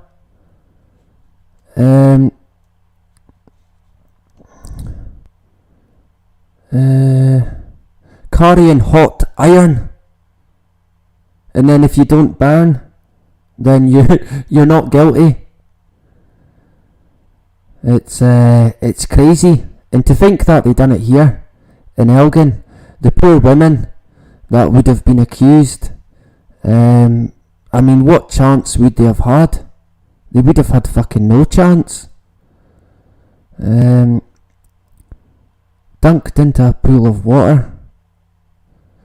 I think they would tie weights to them, or like in the picture we had before, they would tie their hands and legs and throw them into the pool. So if they were innocent, they would sink. And if they were guilty, they would float. Fucking hell, you can't win. You cannot win. I mean, how can you win in that? You don't want to stay afloat because then you're guilty. You sink to the bottom, you're gonna fucking drown. That would have been fucking crazy, that. It really would have been.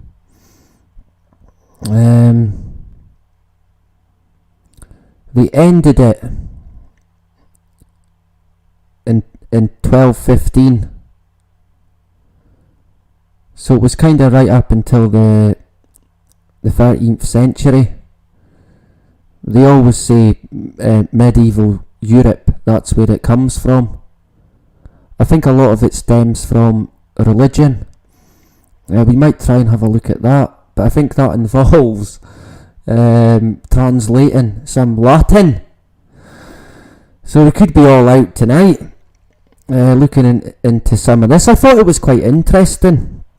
I mean, it's nothing it's nothing really, it's nothing groundbreaking. It's going over some of the law that they used to have even here in my hometown of Elgin. It is full of history, it really is. Let me jump to this. This is some of the things that they would class a woman for being a witch for. 10 insane things that got women accused of witchcraft. Yeah, I wonder. Being too sick to get out of bed and go to church. Oh dear. Can't have that, right? Must be a witch. Order pot, right now. But I've got the COVID, tough. Fucking order pot. You didn't come to church. And of course it gives you an account of history of where such has happened. Featuring in someone's nightmare. Featuring in someone's nightmare, fucking hell. Oh man. How could you even stop that? Definitely a witch. Fuck's sake. Oh man. Scottish witch trials. I think Scotland was quite bad for it, to be honest. It's quite sad to think. I mean, fuck's sake, you appear in someone's dream, next day you're getting fucking dragged to the order pot or the boiling water, retrieve the stone. Oh man, we shouldn't laugh, but I mean, fucking hell, that is crazy stuff, that. Having a cat named Satan. Yeah, well, I can understand that one, to be honest. I can kind of get that. Yeah, chuck it in the pot. Fucking chuck the cat in the pot as well. If it floats, it's guilty. If it sinks, it's innocent. There you go. A cat named Satan. Is that not the Sabrina? No, I don't think it is Satan. What's the cat called in that again? Is it Salem? I'm thinking Salem for some reason. Healing a sick child. Healing a sick child. Fucking hell. Wow. I need to get a drink for that one. Healing a sick child. Definitely a witch. Order pot. Straight away. No ifs, no buts. Yeah, but he's better now. Fucking get to the order pot. We've had enough. You healed a child. How dare you? Healing a sick child. Fucking hell. Can't have that, right? How dare they? How dare they heal that child with natural medicine? Yeah.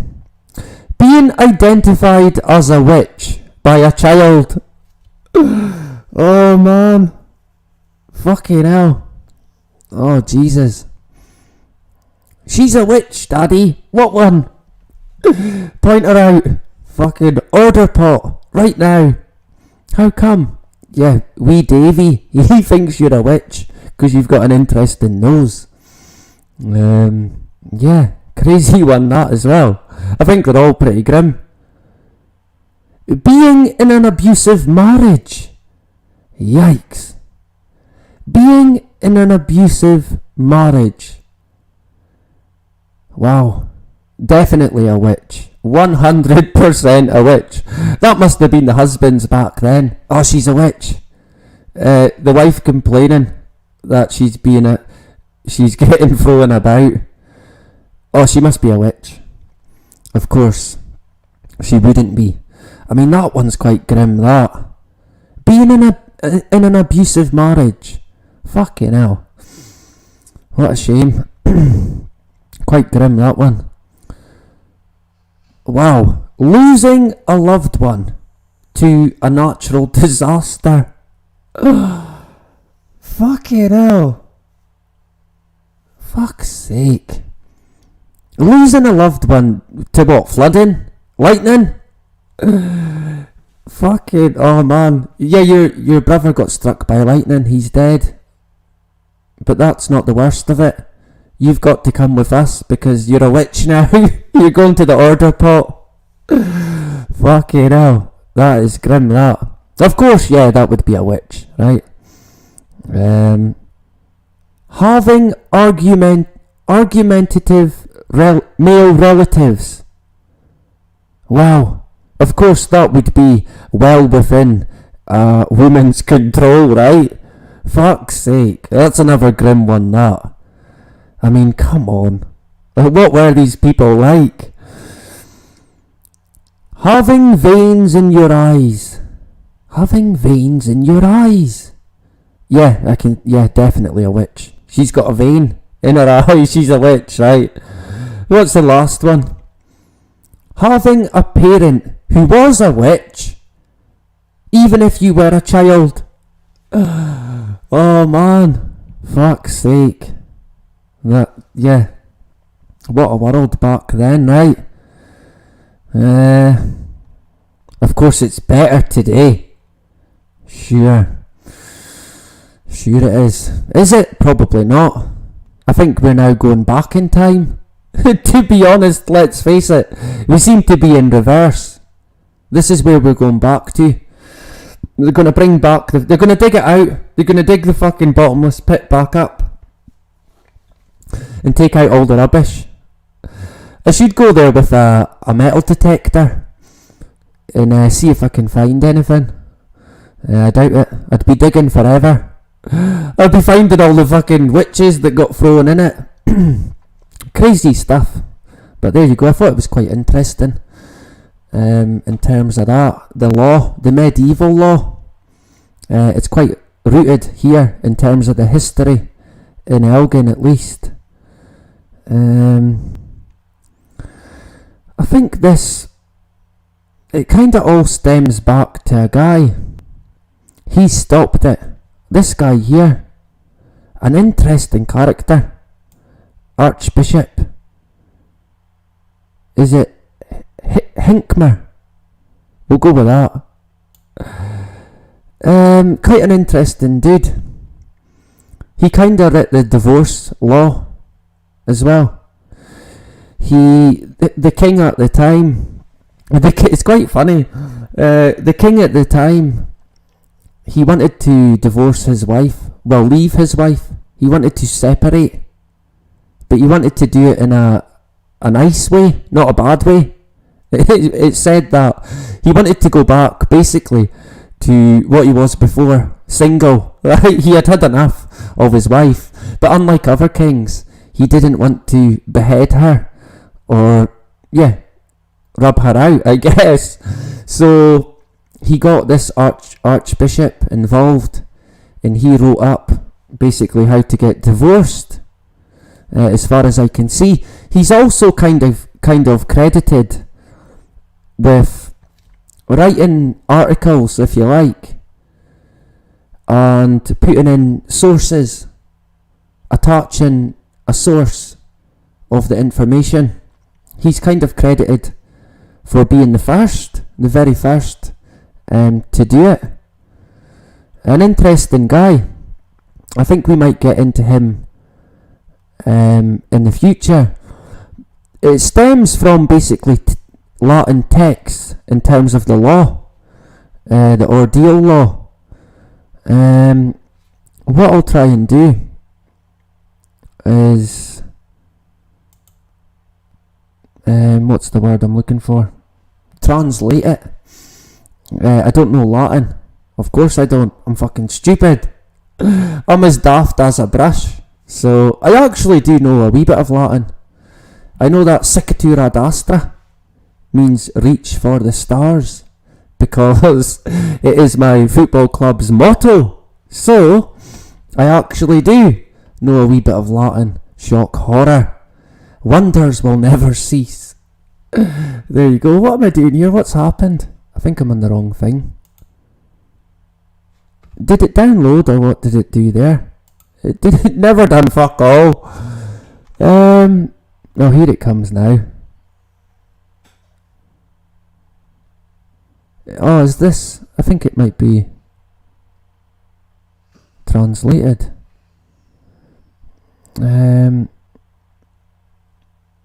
I don't think this is the one that I'm looking for.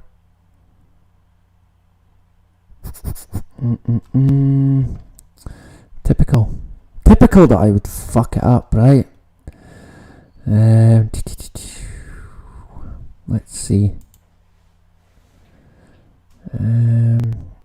I managed to... I seen it the other day on my phone. I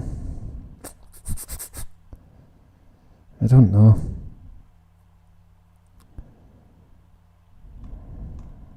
I can't find it. But yeah, the Archbishop, he changed the law basically, and got rid of the order pot, which I think a lot of people would have been fucking happy about, right? Going by the looks of it. Fuck me, throw you in there for fucking anything. Even looking like a witch, I think, was one. That was enough. I think this is it here in Latin.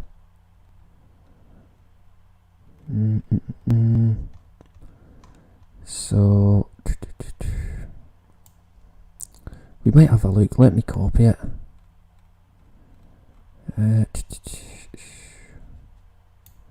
This is where it stems from, the law, these texts that they've got. Let me jump. Are we still going?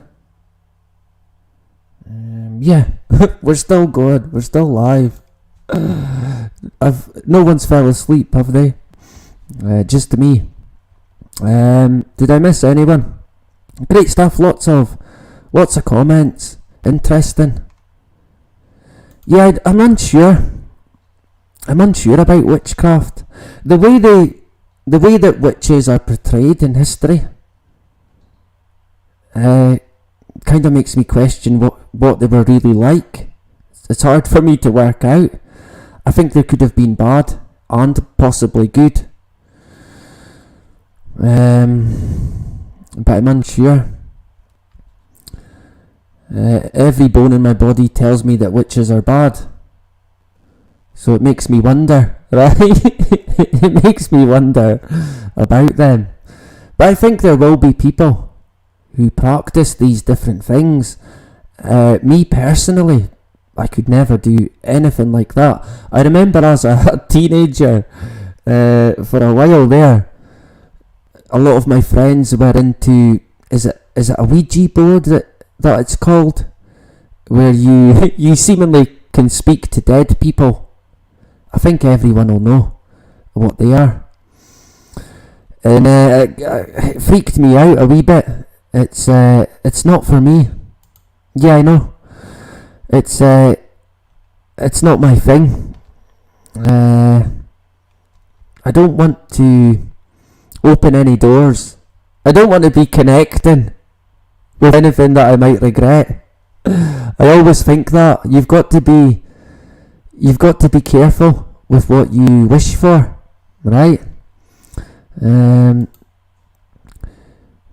Something is wrong. I'm not sure. I might have missed that one. But yeah, lots of comments. Great stuff. Fantastic. good to have people on board and in the chat.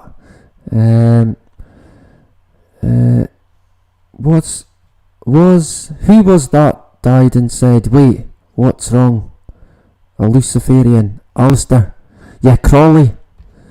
He's like the head fucking Luciferian. I think they all look up to him like some kind of god, when really all he is or was a sick, twisted con artist. A world-class con artist. And a fucking evil one at that as well.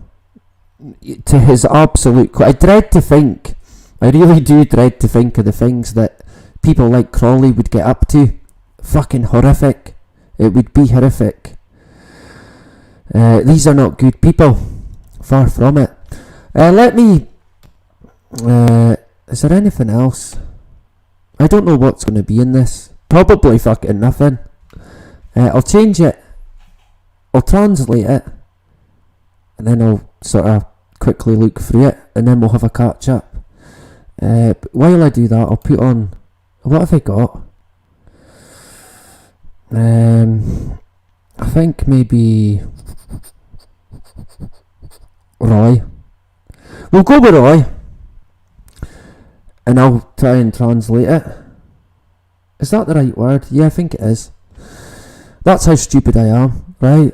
So yeah, I'll put it on and then I'll jump back in a minute or two. Right, so let me get rid of that and get rid of me, and I'll be back in a sec.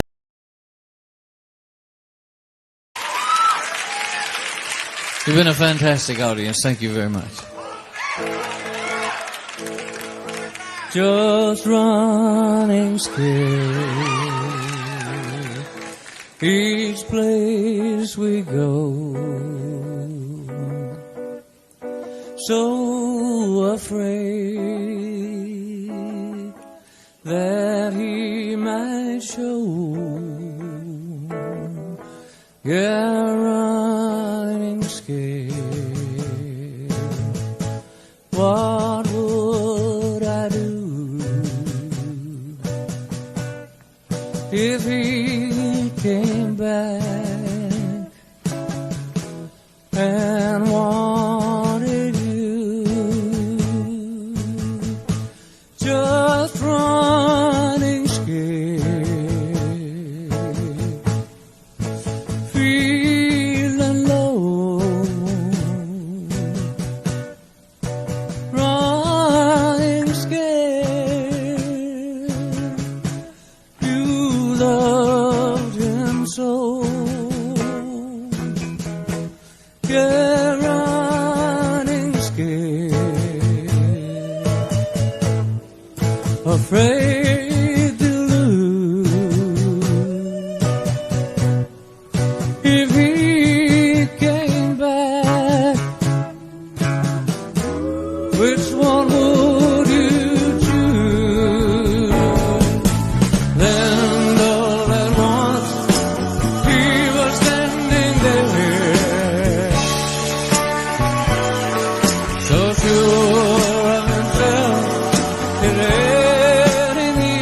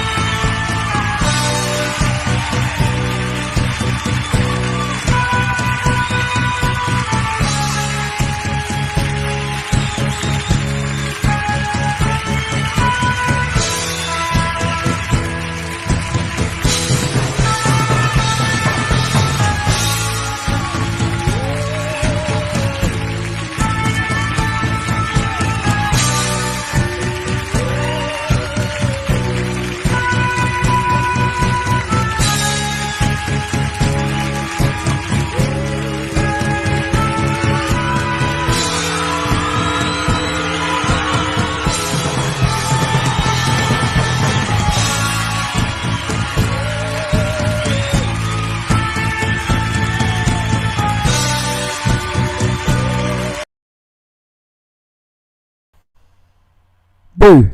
Back again. And yeah, that was a complete waste of time, unfortunately. But hey, you got to listen to Roy, I guess, at least. But it's too long to translate. What we will do is, I think maybe in the future we'll do a live stream on the kind of the beginnings of law, where it originates and where it stems from, right back to the medieval times here in Europe. I think it will be quite interesting, and it's something a wee bit different, right? Other than the convid. But we'll never take our eyes off the ball. We're not fucking stupid. We can discuss other things and look at different stuff, and it kind of breaks things up. I guess it might be certain things that people don't like. I'm trying to maybe cover things that are a wee bit interesting. It won't be for everyone, of course, right?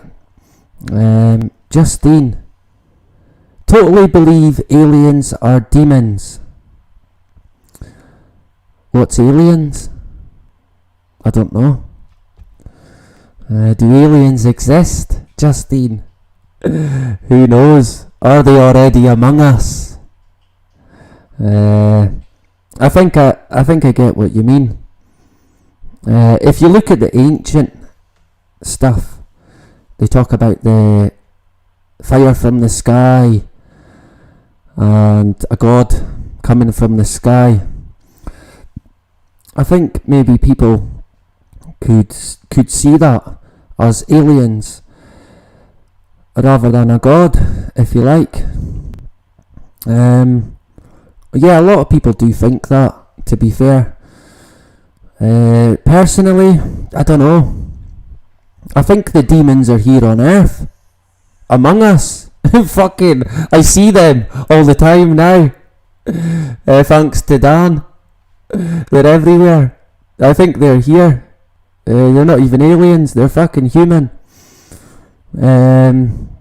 Yeah. I don't know. I can't say either way. But I think they are going to come out eventually. We covered it before. They're going to come out and say that aliens are real. They're preparing us for it. The big reveal, right? When that will be is another question. I don't really know. I think it might be before 2030, but I could be wrong. Things are going to start heating up in the next few years. It's going to get tough. Yeah, lots of people will agree with Justine, and I can see why. I can certainly see why. I do like to kind of think that there is something else out there, if you like. Whether there is or not, I don't know. But I guess there's something comforting about maybe thinking that we're not alone. If there is aliens out there, they're going to take one look at Earth and think, nah, you're alright, mate. Fucking forget it. We don't want to be part of anything that you're involved in. They'll fly right by. They'll fly in and fly right fucking out and think again. So there you go. I think they were mentioning again about that. Remember there was seemingly an object that came in from a different galaxy, I think. I can't remember the name of it. They were mentioning that again. Thanks very much, Justine. I appreciate your engagement. A long-term subscriber, always there throughout. Great to have you. I greatly appreciate everyone that's here. Zeus Scott as well. All witches are bad. Witchcraft is ungodly. There you go. Does it mention witchcraft in the Bible? See, I'm unsure about the Bible. I know wee bits through my father being my late father being a born again Christian. quite a hardcore Christian, if you like. But yeah, I could see why people would think that. Witches are portrayed as evil. That's what I think when I think of witches. But I'm unsure. I mean, fucking hell, get in the pot for healing a sick child with what, CBD oil? I guess people like that would be classed as a witch today. But I think there will be an evil side to it. There's always a dark side. It could be something that got manipulated again and took over. I think we're that lost through history. They've manipulated that much, they've hidden that much. Of course, the Masons, they steal the knowledge, that's what they say. They claim to hold the knowledge. They must be the all-knowing, right? Scum, that's what they are. Terrible people. They've got a cheek to claim that they're a charity. That's what they claim, that they're charity. They do charity work, and that's it, nothing else. Mormons are witches. Baptism for the dead. Yeah. I used to stay, I think I mentioned a while back, where I used to stay in my old house, it was right next to a Mormon church, and we used to get them quite a lot, knocking at the door. Fucking quickly shut the curtain. It's the Mormons again. Fucking, they were here yesterday. I told them to fuck off. Of course, I was always polite with them. I always engaged in conversation. I liked to ask them where they were from, and the majority of the time they were American. They come over here from America, and I think they do, I don't know, I guess it's like an apprenticeship, maybe. And yeah, they go around doors in Elgin trying to convert the unwashed, I guess.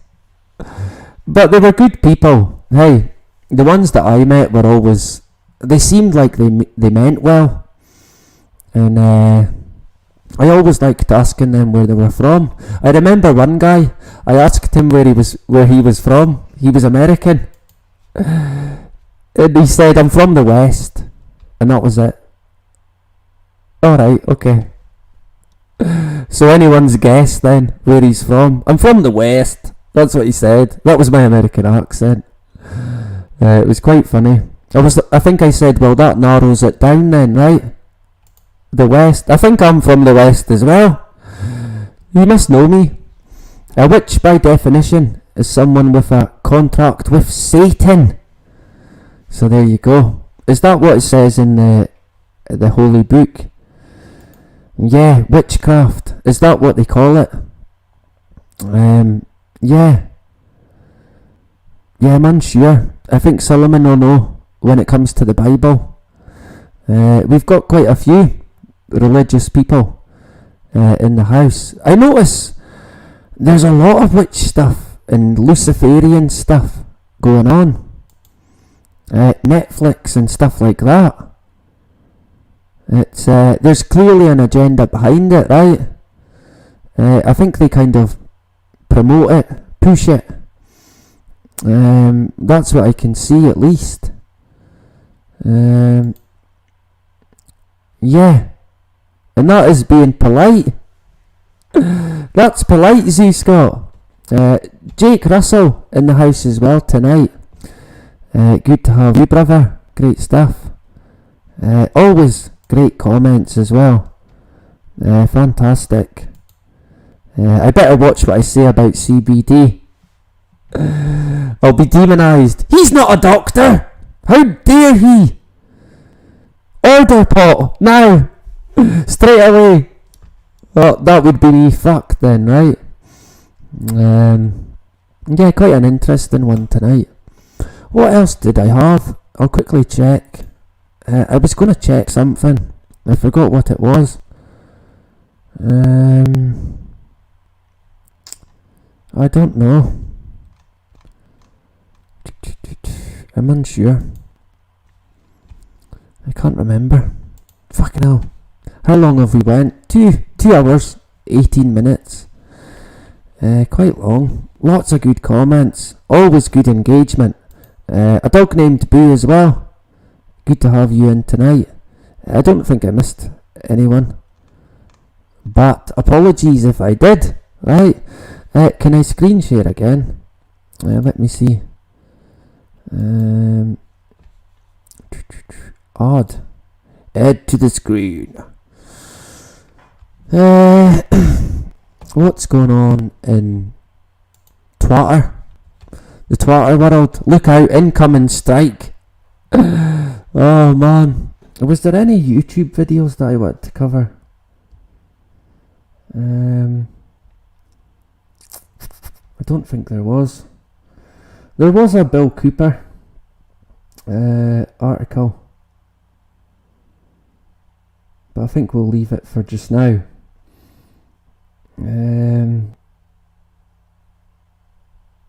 Secret Wars of the CIA. We might get into that next week. I'm sure I had a video I wanted to cover.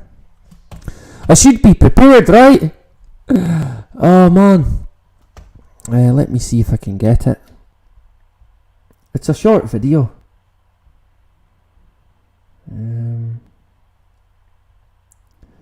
Oh man. Be prepared. Always be prepared. If you're prepared, then you can't go wrong, can you? Prep, and prep. That would be the way to go. I think a lot of people at the moment are prepping for what might be to come.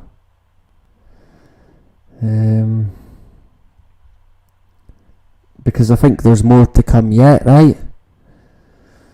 I think we're kind of just getting started, unfortunately.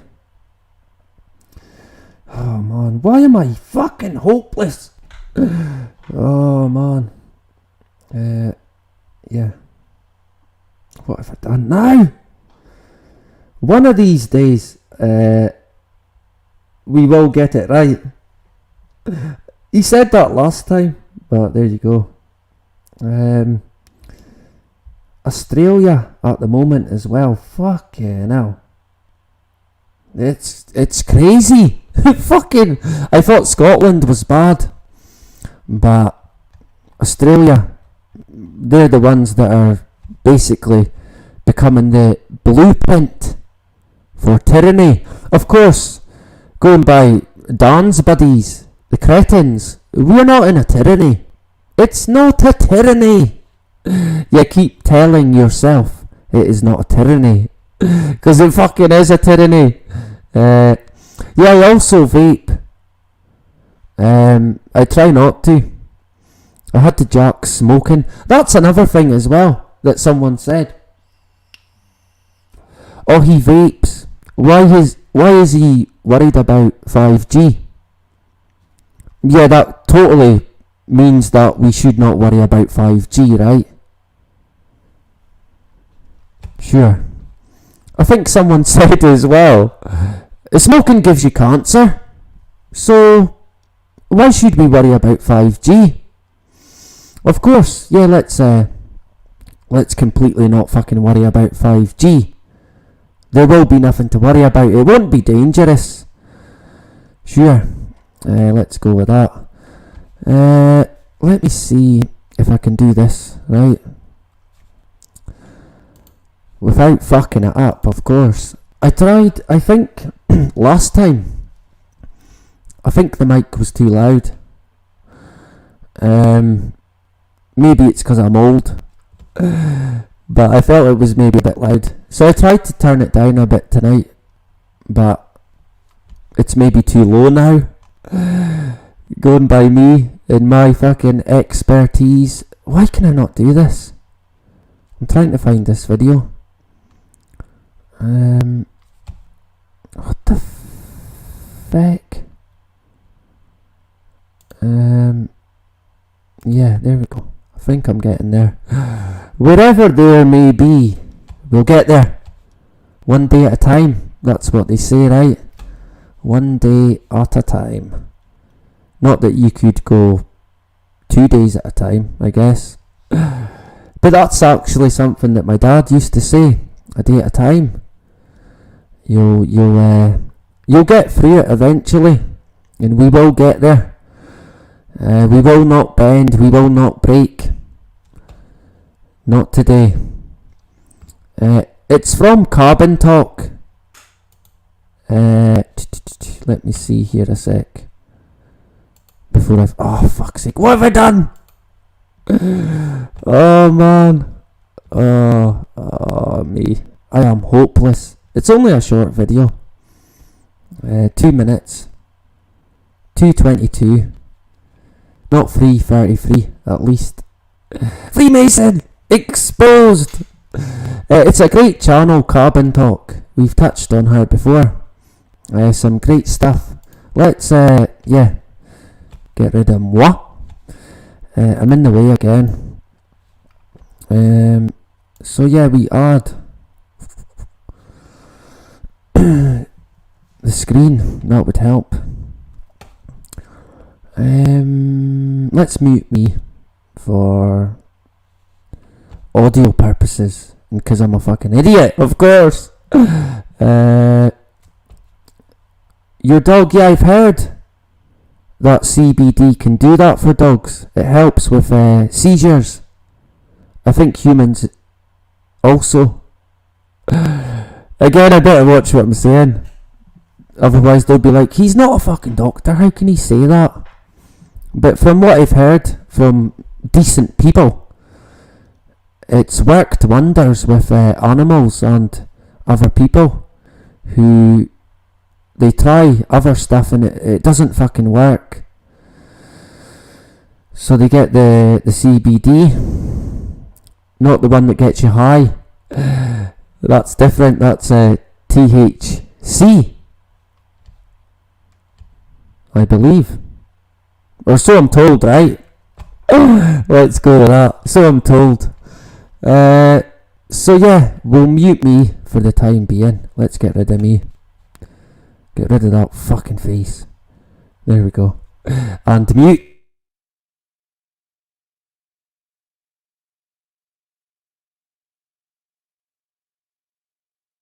Hi guys, it's Claudia with Cabin Talk, and I wanted to come on for just a couple minutes because I wanted to talk about that we are moving away from the COVID rhetoric and full on now into the climate rhetoric. That has been talked about, of course, for decades: climate change, global warming, then climate change, and on and on and on. And now they're going to move full on into that. That will be the next reason for lockdowns. That will be the next reason for implementing draconian and tyrannical things onto the populations. Also to destroy animal agriculture completely. And bear in mind, I do have a farm animal sanctuary. I love animals, and I don't promote eating animals. But what I also don't promote, and I'm very firm on...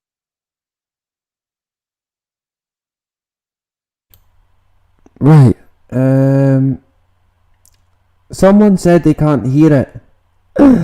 So I think I fucked it up. Was there audio?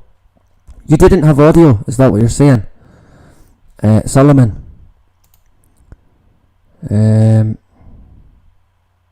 Yeah. I must have fucked it up. I mean, how that happened, I don't know. What I'll do is it was low. Right, let me see if I can sort it out. It's the volumes. Oh, yeah, no wonder. The fucking volume's practically muted. Oh my god. Whose channel is this? What a fucking idiot. Honestly. Who is this guy? Anyway, we'll listen to someone with a bit of sense for a minute or two. If the audio plays. What a fucking idiot, man. Honestly. Oh man.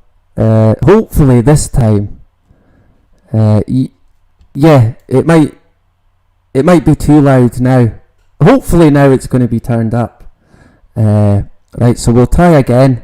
What I'll do actually, just in case, I'll remove it and then take it back on. I think maybe that can help.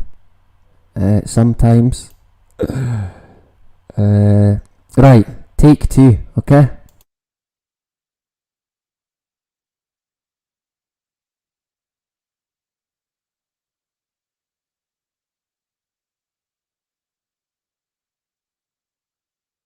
Hi guys, it's Claudia with Cabin Talk, and I wanted to come on for just a couple minutes because I wanted to talk about that we are moving away from the COVID rhetoric and full on now into the climate rhetoric. That has been talked about, of course, for decades: climate change, global warming, then climate change, and on and on and on. And now they're going to move full on into that. That will be the next reason for lockdowns. That will be the next reason for implementing draconian and tyrannical things onto the populations.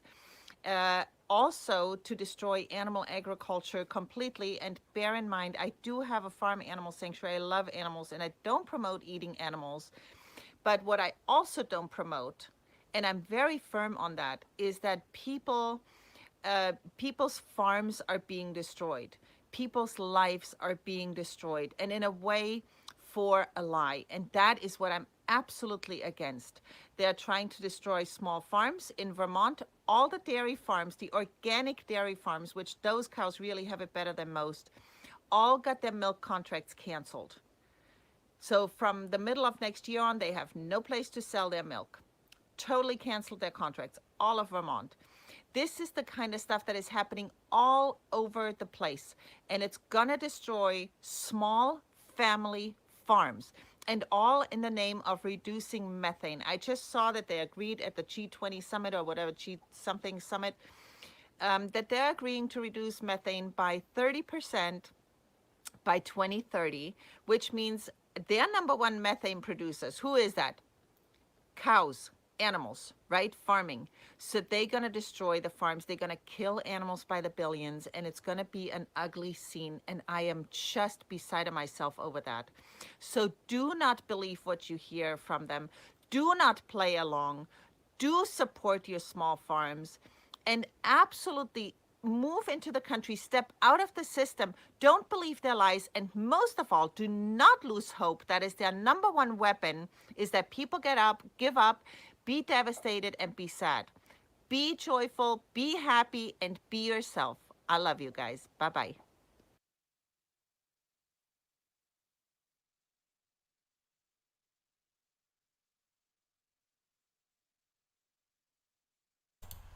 Boo.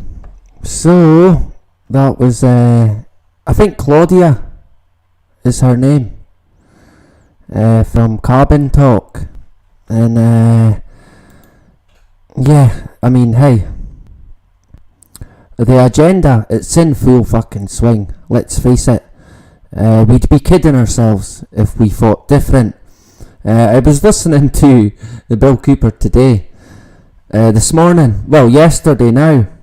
It's 12:30 Friday morning here in Bonnie, Scotland. Getting chilly, I can tell you. And even back then, Bill's basically saying, hey, time's up. Time is fucking up.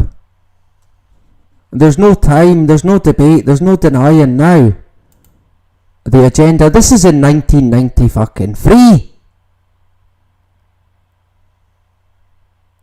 And he was disappointed about, I think they had set up a rally. I think it's called Project 93. And he was a bit deflated because not many people turned up. Hardly anyone turned up. This is back in 1993. But the way he was talking in that episode, you would have thought it was today.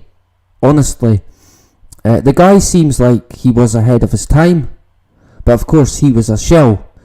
I think RV was saying that, yeah, but he was part of a society yeah, back in the day, he indeed was. He never hid the fact that he was basically a big part of the agenda. He never denied that. He even put it in the book about, as a teenager, I think, being part of a secret society. I think towards the end, I don't think they would have classed him as a member anymore. And I think RV said as well, yeah, well, they say that he's dead, but is he dead? I guess, well, how do you prove that? Do we go and fucking dig up his grave?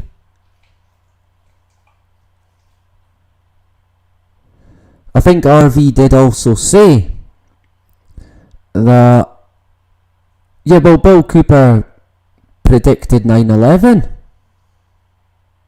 Straight to the order pot.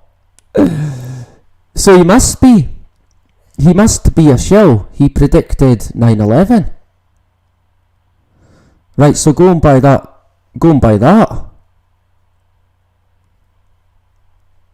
that train of thought, Richie from Boston must be a shill because he predicted the pandemic. What's good for the goose is good for the gander, right? Of course I don't think Richie from Boston is. But again, Richie from Boston was in the military. Does that mean that he's now a shill? I don't think it does. I don't think Richie is. The same as I don't think that Bill was. Not in the end. And I think that is why they took him out. Of course I can't prove that he is fucking dead. I wasn't there. But the guy called out a lot of stuff. Now, I bet you if I write down a list of some of the things that Bill Cooper said or was against, people like RV and Richie from Boston would be the same. So if Bill is a shill, why are all these people saying the exact same things that Bill Cooper said, that David Icke has said? Now, I understand a lot of people have got suspicions about people, and hey, I get it, I fucking get it. But I'm not going to be the guy that comes on here and says, hey look, fucking he's a shill, she's a shill, don't listen to him, don't listen to her. I don't think, it's just not me. Again, if other people want to do that, then so be it. But come on, we've got to be sure, right? And these guys have got quite a big following. It's, I think they've got a responsibility. Again, I'm unsure. In my own opinion, I don't think Bill was. I don't think he was in the end. I could be wrong. I've been wrong before, right? RV could be right. If Bill was used and manipulated and not dead and a shill, what was the purpose? Was he used and manipulated? Excuse me.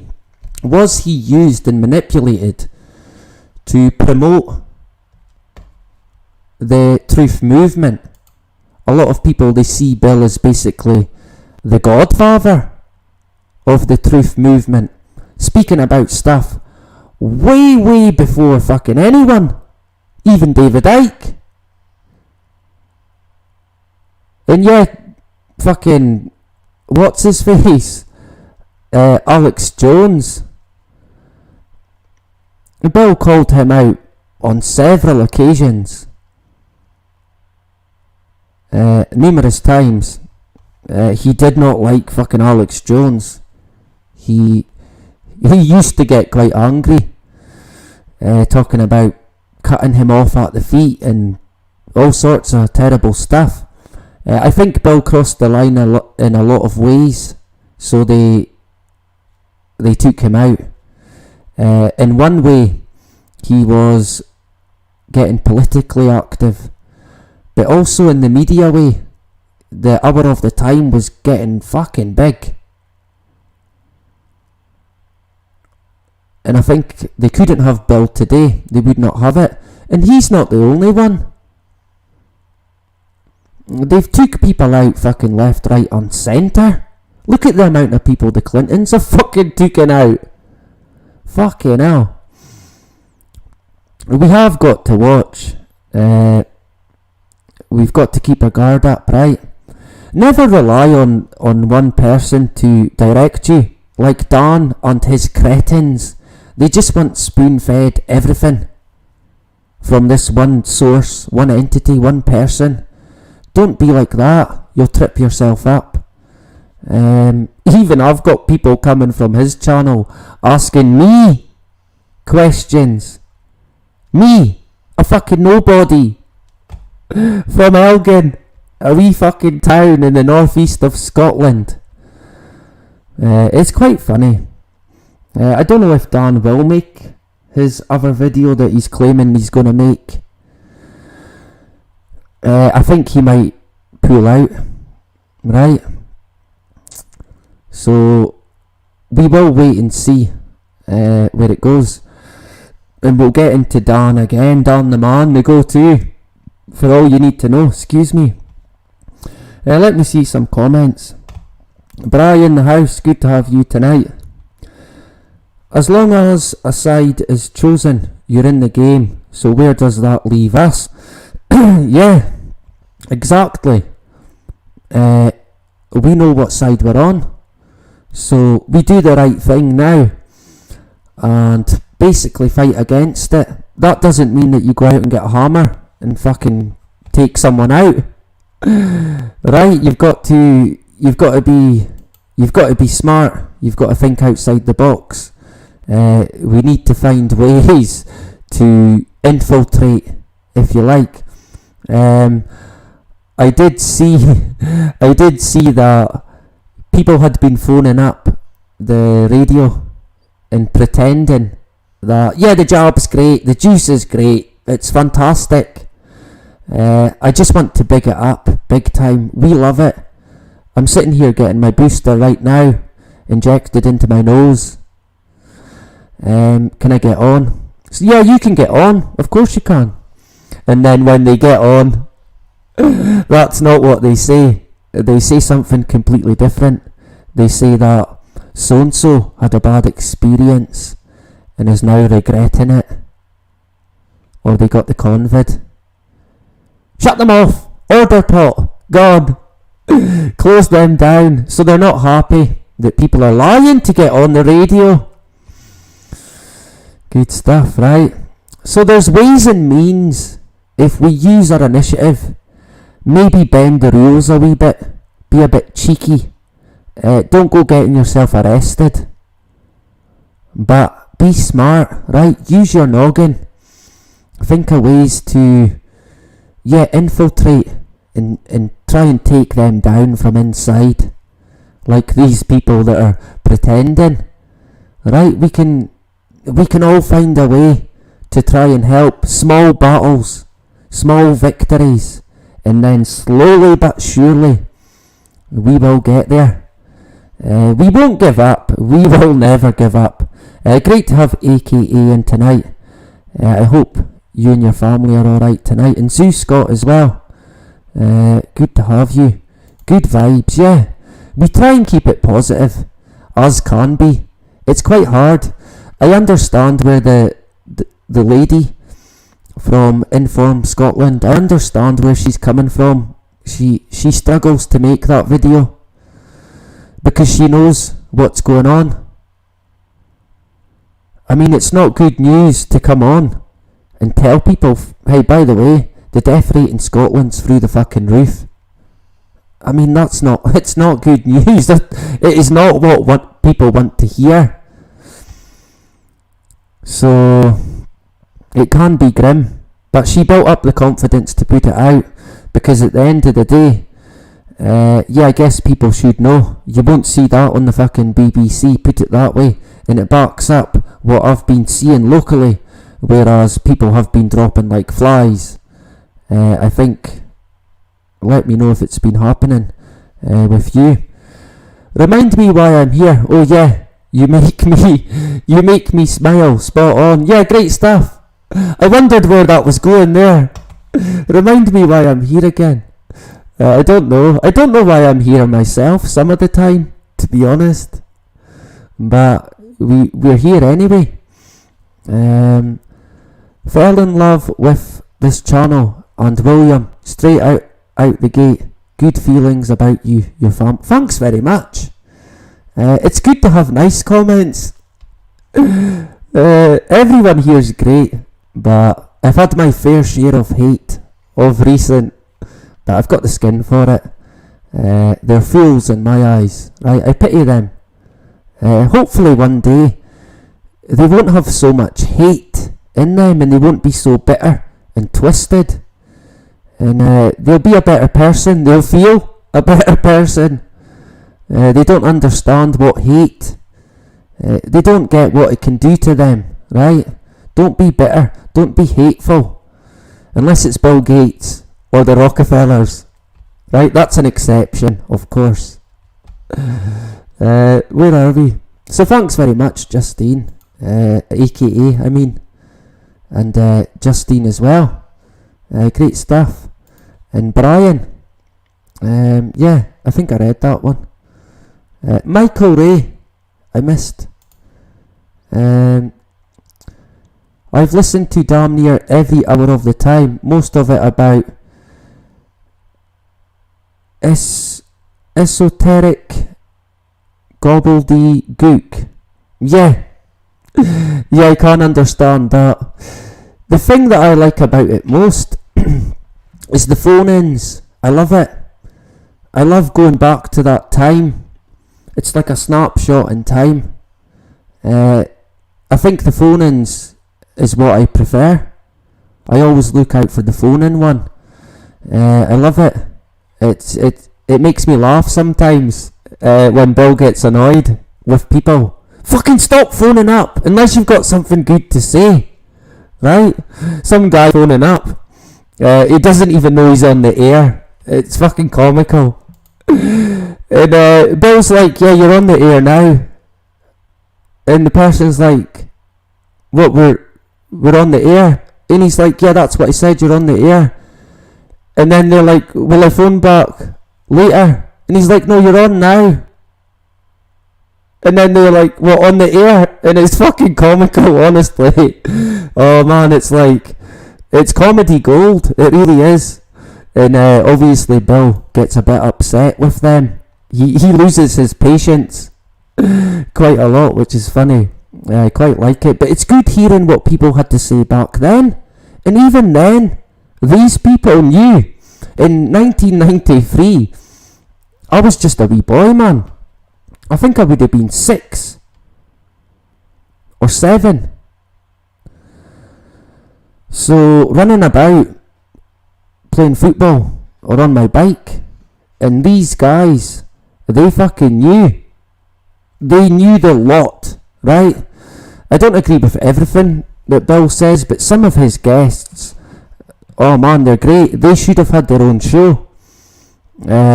Fantastic stuff. I always look out for them. I don't know how many there are, but fucking hell, there is a lot. He put out a lot of fucking content, if you like. Interesting. But a lot of people they're unsure of him. And again, because of the amount of deception that we live in, I can totally understand that. Take everything with a pinch of salt, right? You can judge, you can fucking make your own mind up. Don't have Dan the Man, or even anyone else, Richie, RV. Don't let them decide for you. Fucking hell, you're an adult, you can make up your own mind, right? Don't fall into that trap, because it is a trap. You then rely on them for fucking everything, basically. A lot of people do that. I've spoke to people who basically have admitted that that's what they do. People like Max Egan. And then they're disappointed. they find out that he's maybe not what they think. Although, hey, I don't know about Marks. I don't know the guy. I'm unsure. I know people, I spoke to people who are disappointed big time that Marks disappeared and went to Mexico. But I can understand, like I said, I can understand that he's maybe too old now. But, I mean, surely that's more reason to stay. In my opinion, why leave? I mean, he spent most of his fucking time there anyway. So, I mean, I can't get why people were upset that he fucked off to Mexico. But he's got to make his own choice, right? He's done quite a few strange things. When he made that video, it was a bit weird. He mentioned about police coming to his door, I think, the day after he went to Mexico. I find that hard to believe. I don't know why, but I just find it hard to believe. He mentioned something about a bank account. Yeah, he went to Mexico. He's had enough. He said, Australia has fallen. See you later. I'm away. Good luck. Adios. Sombrero on. Tequila out. Fucking on the pedal boat. Away he went. Away to Mexico. But there you go. Hopefully he's enjoying himself, I guess. But I spoke to one person in particular, I won't mention any names, but they were not fucking happy. And they felt so let down by Marks, basically ditching them and fucking off to Mexico. I don't think it sets a good example, to be fair. I mean, does everyone just do that? Do we all just fuck off to Mexico? Yeah, fuck it, let's go. Away we go. We're going to build a raft. Fuck it. I'm building a raft. I've had enough. Plus, global warming anyway. So we might need one, right? With all this flooding that's going to happen. Yeah, he went to Mexico. Some people might not know. But a few people reckon that he basically ran away. I think Marks is quite old. I can understand suspicions regarding him. And I think sometimes he doesn't help himself by saying things like the police came to his door or to his house the day after he left. Or his sister's house. I don't know. I find that strange. Is he wanted? Is there a warrant for his arrest? Is that what he's saying? I don't know. It's an interesting one, to be fair. I'm kind of keeping an eye on what's going on with Marks. I watched an interview someone sent me of Marks, and he was being interviewed. And I think during the interview he got a text, and his dog in Australia had died. Or a dog that he had or looked after had passed away. And you could see the emotion in his face. And I know what that's like. I know what it's like to lose a pet. It's fucking grim. It's tough. Especially when you love them, right? My leg's sleeping here. We'll wrap it up soon. And I thought it was a wee bit weird. During the live, I thought he should have maybe stopped it. Or maybe said, right, can you we'll call it a day for just now and I'll come back on later. Instead of that, they went with it. And they gave him a moment.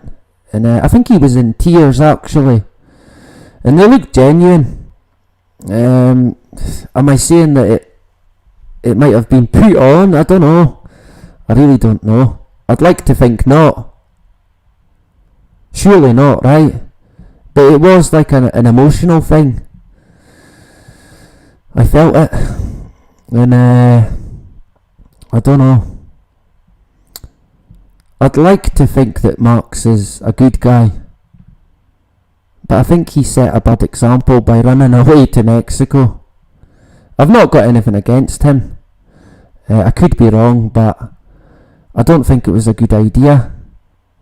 But I mean, it's tough. He's been trying to, I guess, awaken people for a long time, and maybe he's thought, fuck it, I've had enough. But I used to listen to Marx because he was there in Australia, first hand from Australia, but now he's in Mexico. So I don't know if he's going to have the same kick behind him, if you like. I'm not sure. People will make up their own mind, right? I'm certainly not going to say, look, don't watch Marx, don't do this, don't do that. Fucking hell, that's not me. The guy could be a genuine fucking person like ourselves with genuine concerns, but then again, there could be more to it. Someone did I don't want to get into it too much, but someone did mention about money as well. He's kinda fucked off with money that they've all been given him to kinda keep fighting for them, I guess. And now what? Nothing. He's away. So yeah, the person I spoke to, they were fucking angry. And I could understand it. I can understand it. It's they're disappointed, but they also maybe hung too much hopes on this guy, and now they maybe feel that they're lost or at a loose end. Oh, but what about Marx? What does he think? He's gone now. What am I meant to think? So don't fall into that trap of being continuously guided by one person. And I can't do that anyway because I'm fucking hopeless, useless. So you're barking up the wrong tree if you come here for any guidance or direction. Don't bother, you're wasting your time, right? You've got to have a laugh as well. You've got to. I don't mind people even laughing at me, right? Because I am a fucking idiot at the best of times. The majority of my education was spent being a fucking class clown. That was me, a fucking idiot in the corner, distracting the class, thinking that I was funny. And the teacher would always say, yeah, they're laughing at you, not with you, right? Trying to emotionally destroy me. You're not funny, they're laughing at you as a person. You're not a comedian. Sure, there you go. I'm certainly not a comedian, that is for sure. I do enjoy a laugh. And at school was actually some of my best times at school, having a laugh. Great memories. A lot of my friends now, unfortunately, it's sad, man. Fuck, quite a lot of them not even here today. Through drugs, alcohol, mainly drugs, and suicide as well. A bit of a downer that. It's been quite bad where I live in that sense.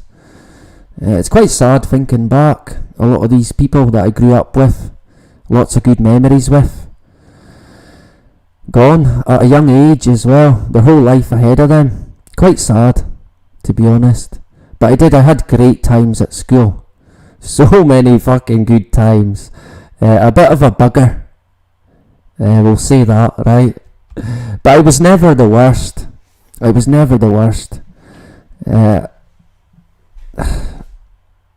wouldn't say that I was bad, but I was a bit of a distraction to other people. So I would get moved. I used to get moved and put in isolation. Sat down in isolation, where I couldn't disturb anyone. There you go, that's the sort of education that I got. Isolated, put him to the order pot. I'm surprised I never got the fucking bottomless pit, but there you go. I can laugh about it now. Your life is your life. You can't change it. You can't go back. You can't go back in time and fix it. You've got to go with it. I've been asked before in conversation if I'd go back and change anything with my life. I don't think I would. When I was younger, I used to think, yeah, probably I would. The older I get, I think, nah, fuck it, I'm not going back. I am not going back. I've had enough. When it's my time, and I'll be grateful. I'll accept it. Not that you've got much of a choice, but hey, I'm ready. I'll take it on the chin. I certainly wouldn't go back. I don't think that's the right way to be thinking. What's meant to be will be, right? Everything has a reason, believe it or not. You might not see it at first, but you will eventually. I was the clown of the family. 2 peas in a pod, me and Justine. There you go. Yeah, I think I might be that as well. The black sheep of the family. Yeah, that's the guy that he thinks they're chemtrails. He's crazy! He's off his head. He's mentally ill and autistic and disabled and a Scottish this, that and the next thing. And 5G killed his dad as well. I couldn't believe that one. Did 5G kill your dad? Wow, there you go. Yeah, no surrender. We never give up. We will never give up. No chance. No way. Zoo Scott, good stuff. Great to have you tonight. Say hi to Max when you go. Yeah, I don't think I'll go, to be honest. Like I've said, I've hung my coat. Scotland is where I will live. And Scotland is where I will fucking die. However which way that'll be, God only knows, right? It's anyone's guess, I suppose. But I'm here to stay. And I'm not going down without a fight. It's not happening. I'll fight until my last breath, whenever that may be. Yeah, that's what I always got. They're laughing at you because you're an idiot. They're laughing at you because you're stupid. Now sit down. In fact, isolation, if I remember rightly, it's fucking going back a while now, but what they used to do is you would get 3 chances. Well, 3 strikes and you're out. 3 ticks. That's what they used to do. 3 ticks on the board. So within 10 minutes, tick on the board. William Henderson, tick. Within 15, right again, tick on the board. Boom. Within the 20th minute, fucking and again, isolation. 3 ticks and you're out. I didn't mind getting isolated because you would sit and listen to the radio. So I was like, fuck it. It was like a skive. But of course, I was missing out, likely, on, I don't know. I was going to say valuable education, but I don't know if I'd go that far, to be honest. I mean, I missed out on quite a lot, but there was things that I did enjoy. I enjoyed history, even though it's full of fucking lies. I enjoyed taking my mind back in time to things like the Romans and things like that. And I used to, I guess, fantasize in a sense, use my imagination, take myself back. So the more I learned, the more I built up this picture in my mind, and I kind of put myself there as a Roman or a Viking, right? The Scottish, in terms of Scottish history, the Highland clearances, that was a big one that we would do, that we done in history. That was hard, because it was, it's quite tough, knowing that your people basically got fucking, I'm trying to think of a word how to describe it, raped, I think is probably the best way to describe it. But yeah, they basically came in and cleared people out. You either ran or you got fucking burnt to death. That was the Highland clearances. And of course they took over the land and gave it to the English lords or the traitorous Scottish lords. That was quite a hard one to take, that, learning about that. There was good people who fought against it, but they were fighting a losing battle up against the English with their might and all their fucking military expertise. There was the odd battle that Scotland got the better of them. I think in particular at Culloden. I think there was a battle as well here. It wasn't the English, it was to do with the Romans. And I think it was the last battle that they had here and decided that they were going to pull out and build Hadrian's Wall. They got to this area and it was when they fought the Pictish warriors. We touched on that before. The Pictish warriors, they were fucking mental. They were that mental that the Romans, they shot it. They fought twice. They turned back. And they were like, nah, that guy's crazy. These guys are crazy. They're naked. They're running about with fucking people's heads on sticks. They don't even have any armour. It was beyond comprehension for the Roman military. And I think they lost a battle due to basically the terrain they got set up. And they ended up in a bog and retreated. And it's quite a good story, that one. I would like to get into it in the future. We might look at that, some of the battles that took place in Scotland. Again, that's something different that we can look at. I'm kind of yapping on a bit now. Solomon Kane, thanks very much. I appreciate that. I've got a wee bit of common sense. That's as far as I would go, to be honest. But thank you very much, Solomon. Great to have you tonight. And don't worry about the fucking idiots, right? Forget them. They're hopeless. Laugh it off, because they're just terrible people. That's all they are. I kind of pity them, but there you go. Don't let them get you down. They're arseholes, right? They're scum. They are twisted people, I can assure you. They'll be the same as the people that are giving me abuse. Fuck them, right? Great to have you tonight, Solomon, and moderating as well. We've got a few mods on standby tonight, ready to take on the hate, right? I'm surprised none of it. I did put the fucking, you need to subscribe. I don't want to put that, but I guess it makes sense at the moment, especially given the onslaught of hate from Dan the Man and his cretins, the goblins. Yeah, thanks very much, Justine. I appreciate that. Lots of good comments tonight. Brian as well, yeah. And Zeus Scott. I think we'll start to wrap it up. I've went on and on. It's 1:05 in the morning. Oh me. But yeah, I think Sunday night. I think I should be able to do Sunday night, right?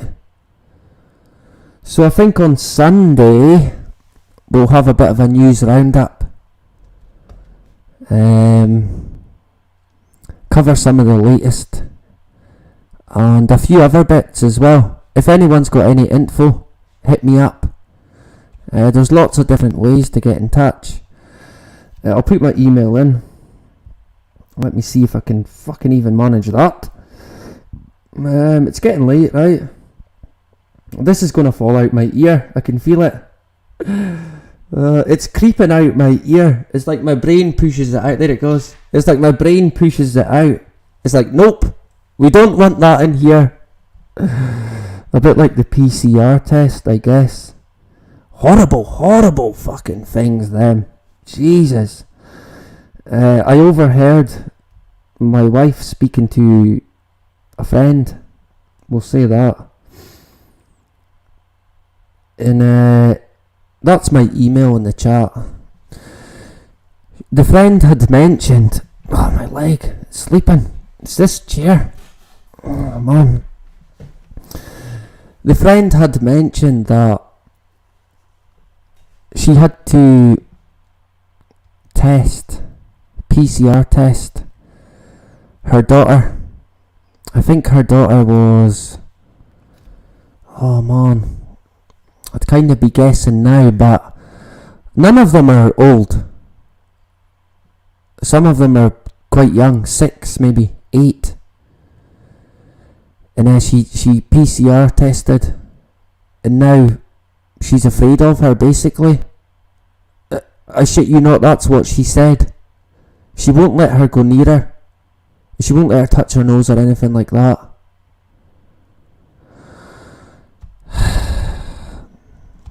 A poor wee fucking kid. Unreal, man. Honestly. I don't know why people are doing it. I really don't. I mean, what is it even going to accomplish? What would it accomplish? Putting them in fucking home imprisonment. If it's positive. To what fucking benefit? I mean, the test, honestly, it makes me fucking sick. It does. It makes me sick. It turns my stomach. I've actually got one right here.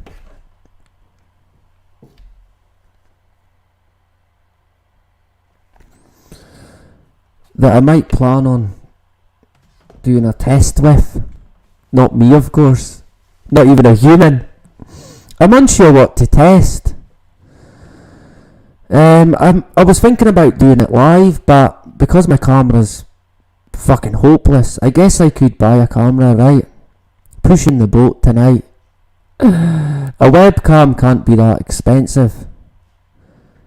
I'll have a look tomorrow. I might make this for Sunday.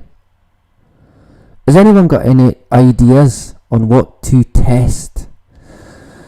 I guess if I'd done that, I'd get a strike, right? Do you think I'd get a strike? I think I probably would. I suppose it depends on what the outcome of the test is. I think you get it within is it a half an hour? Shit, I'm knocking everything down here. Rapid antigen test. So I think it's half an hour that it takes. By the looks of it, we did have a look before. It's got these swabs that you take. One of them goes up your nose. Now, from what I can see, they say that it needs to go up your nose the length of your face. Right, so, I mean, fucking hell. Let's take this. No, that's not going to work. I mean, if you imagine it right now, right, yourself, the length of your face to up your nose is fucking somewhere up to the top of your forehead. That's how far it's to go. And down your throat as well, of course. Now, a lot of people, they've done it up the nose that much, they can't do it anymore. They're only doing the throat. But now they're saying that people have got to record, take a video of themselves doing it. Now, we reported on this fucking way back at the start, in terms of the testing. It's horrid. It is horrid stuff. Someone actually leaked brain fluid from their fucking nose after one of them. In other cases that at least were reported, they were breaking and they could not fucking even get them out.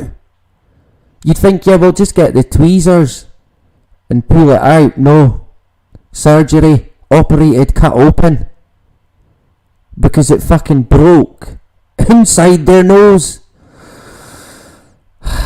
Man. It's horrid. They're wee tiny flimsy fucking things as well. Not even as strong as the cotton buds for your ear. And even on cotton buds, while we're on them, it says on the box, do not put up your nose, or anywhere else for that matter, In fact, I think it even says don't put in your ear. So what is it for then? Right? It's quite comical that on a box of cotton buds they'd warn you not to put it up your nose, yet they're handing out these like they're fucking God's gift and telling people to ram it up their fucking snout that fucking far that it actually made someone's it actually broke even someone's brain barrier. That's what it said. It's there in the media. They leaked brain fluid. So what is that about? You know something as well, I can recall talking to a person who got tested and then they were unwell, and I asked them, what sort of symptoms have you got? And they were like, well, nothing really, but when I'm outside I can breathe better, or I can feel like the air, he feels the air and it burns. And it's like, well, surely can you not fucking see why? Do people not fucking get it? I mean, do people think that's natural? Some people are doing it fucking 3 times a week. The long-term effects from that, honestly, they will fucking regret it. I can assure you. There was another guy I remember speaking to, and it was after these magnificent tests, and then he was unwell.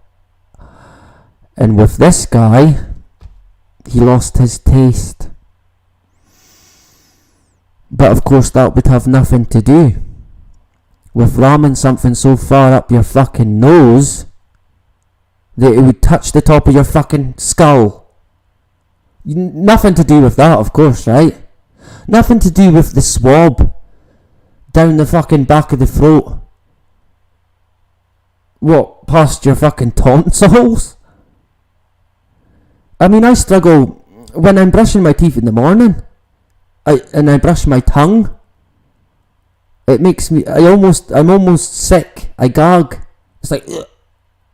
Right, so the thought of even ramming that flimsy wee fucking cotton bud down my throat, no fucking thank you. No fucking way. Fuck that, no way, Jose. I feel sorry for the people who have to do it all the time. I really do. I really fucking do. I honestly, I don't know what to say to them. Of course, they've got no choice. They're going to lose their job unless they do it. What I have been proud with is some of the football players who are refusing to get it. And a lot of them are being singled out, and they're not allowed to go to, some of them can't go to any of the games now. I think they've pretty much lost their job.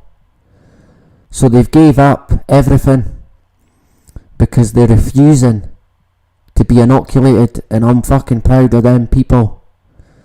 And of course it won't be just footballers, there'll be others in the medical area who are refusing, and now they've got to give up their job. They might even have to give up their house. I respect these people a lot, and we need more like it. Unfortunately, a lot of the juiced, they're now turning on us.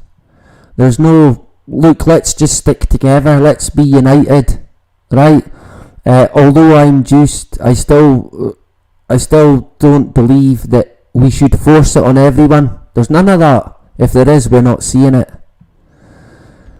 They're running with it, and that's it, unfortunately. But like many others, they could learn the hard way.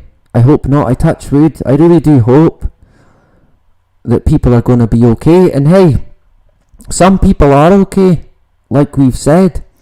Some people have had all 3 and they're still here, as of yet, at least.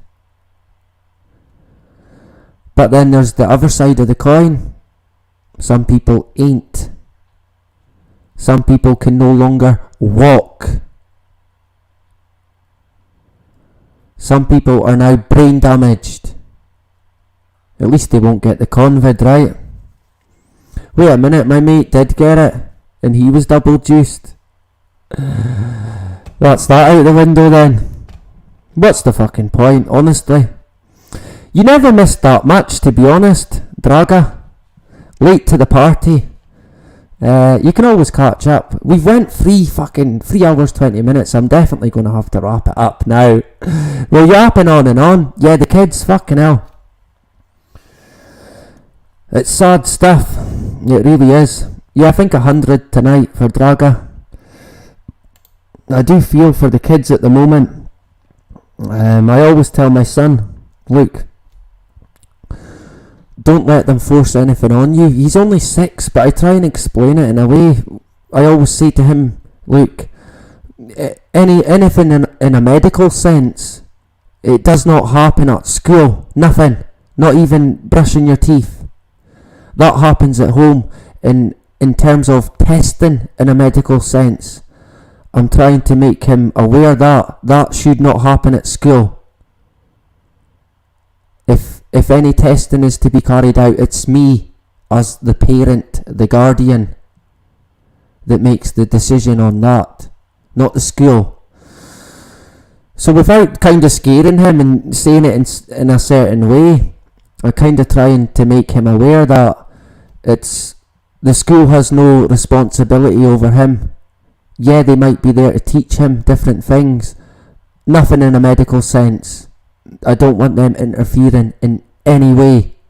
And I think he needs to know that himself, because I think they will even, probably right now, be coercing the younger kids, all of them, into getting it. And I think they might even, going by the type of people that they are, they will emotionally manipulate these kids. For example,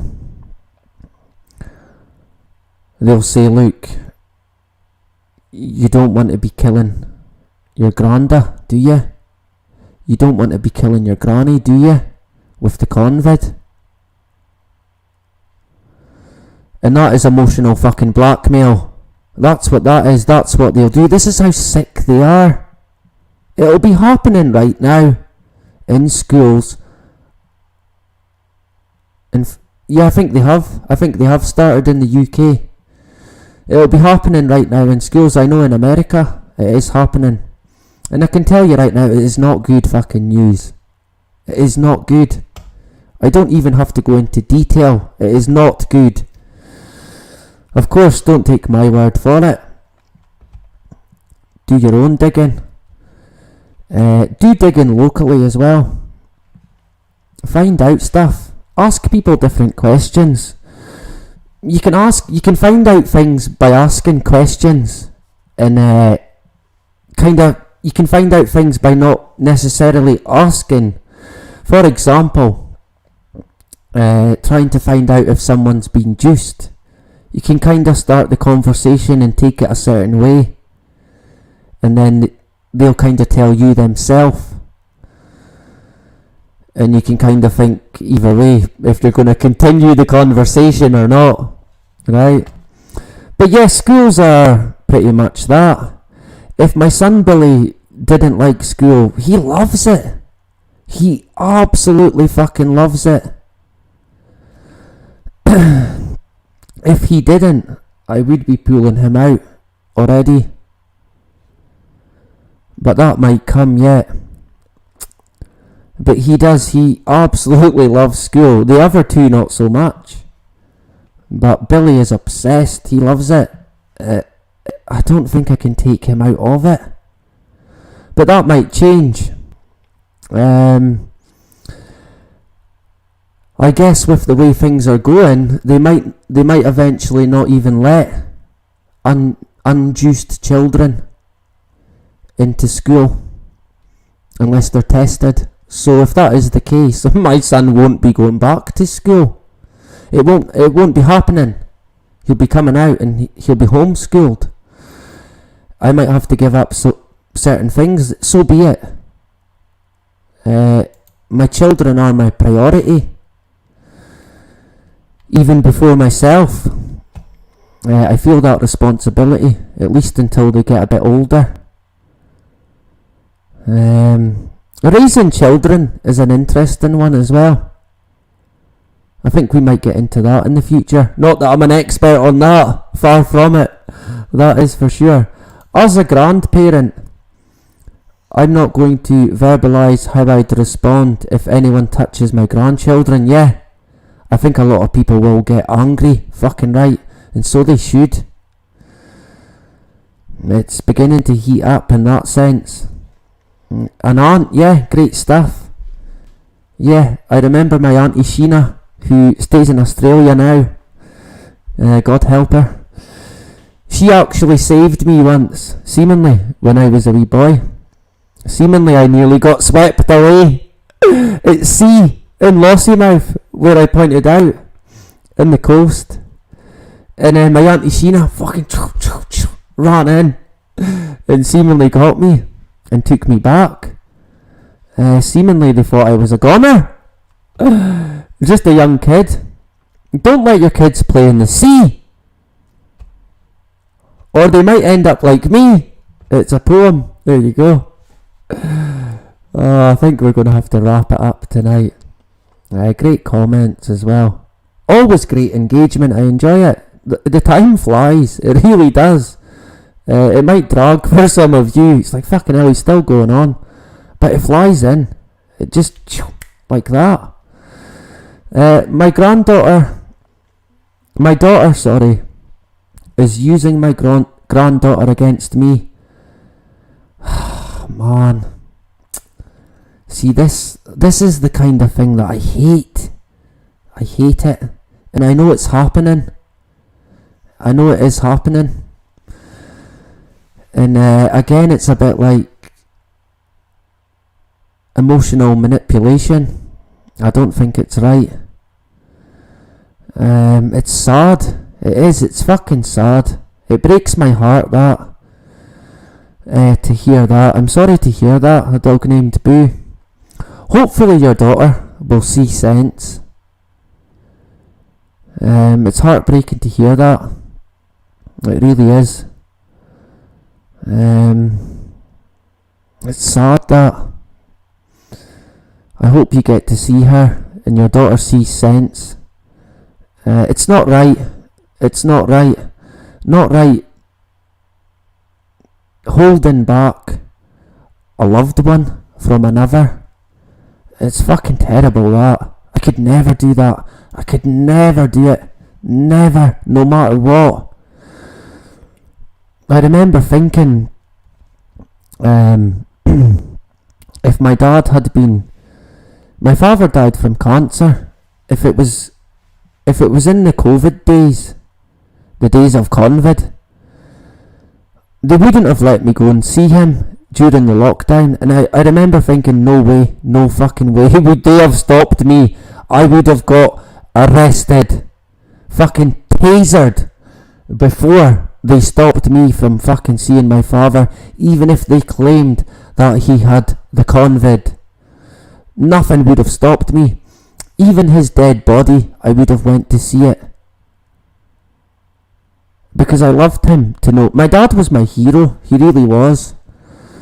I was actually there. I mentioned maybe before. My dad had been not well for quite a while, and then I remember the night like it was yesterday. I was in looking after him. My wife Lisa, we weren't married at the time. We were together. And she was staying over. I had kitted out my living room of my dad's house, which I took over after. And it was like a hospital room for my dad. He wanted out of the hospital, which was his choice. I would never go against any of his wishes. No way. So we took him home. And yeah, we had to sacrifice a few things, but that's what you do to care for a relative that you love. And it sort of went downhill quite rapid. I think the cancer had spread throughout, from his stomach to his chest to his brain in the end. And I remember the night I came down to see my dad for a bit, and his breathing was strange, and instantly I knew. I thought, this is it. I think this is it. This is him. And I went and got Lisa. Fucking poor Lisa had to be there. And because I was away to go out, actually, I think I was getting a takeaway. I was going to get a pizza for me and the now wife. And I thought, nah, I'm going to wait.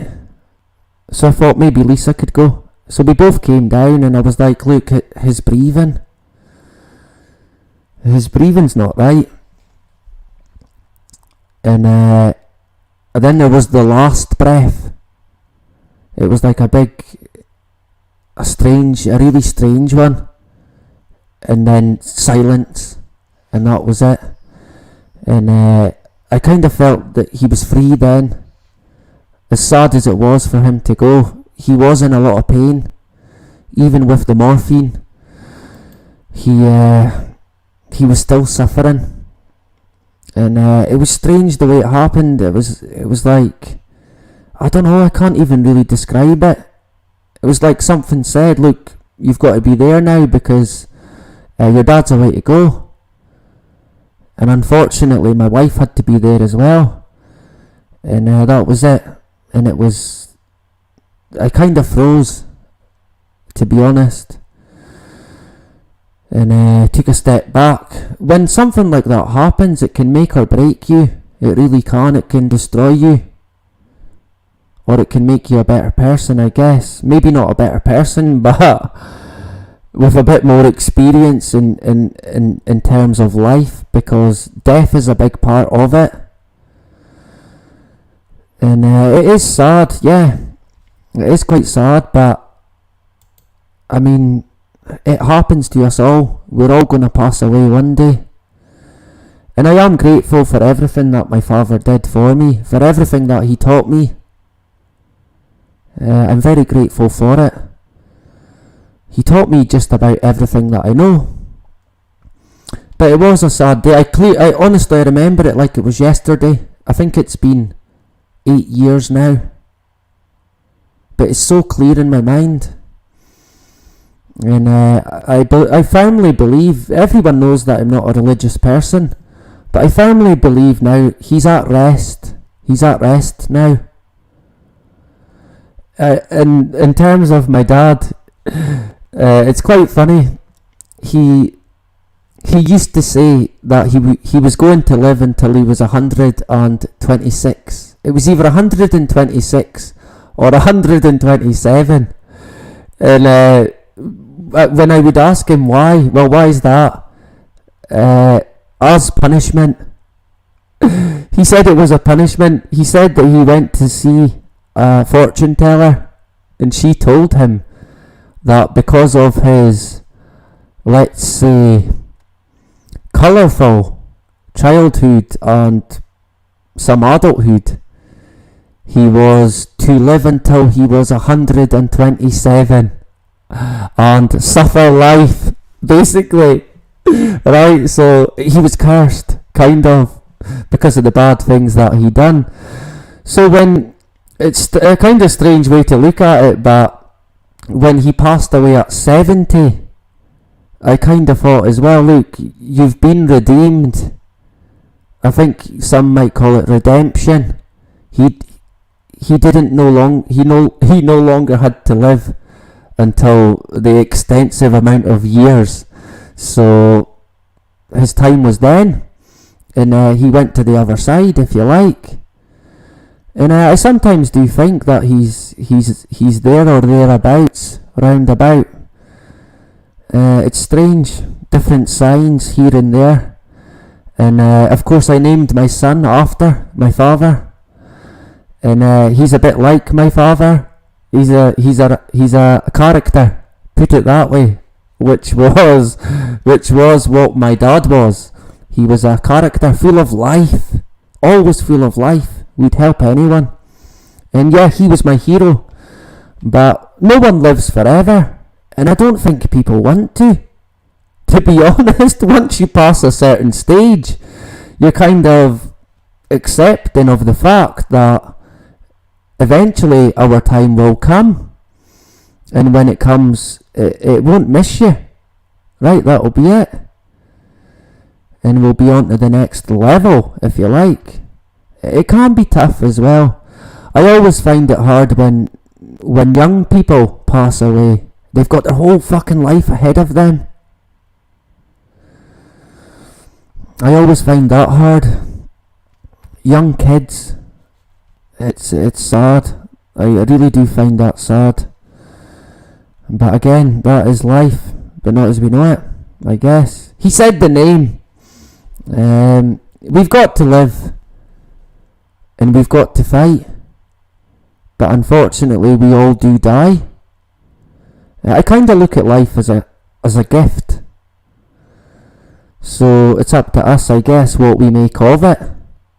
And then when our time comes, we get our judgment day, right? In front of the big man. He sits you down and takes a deep breath. So, who have we got today? It's William. Alright, let's get his file up. Let's see what type of guy William was.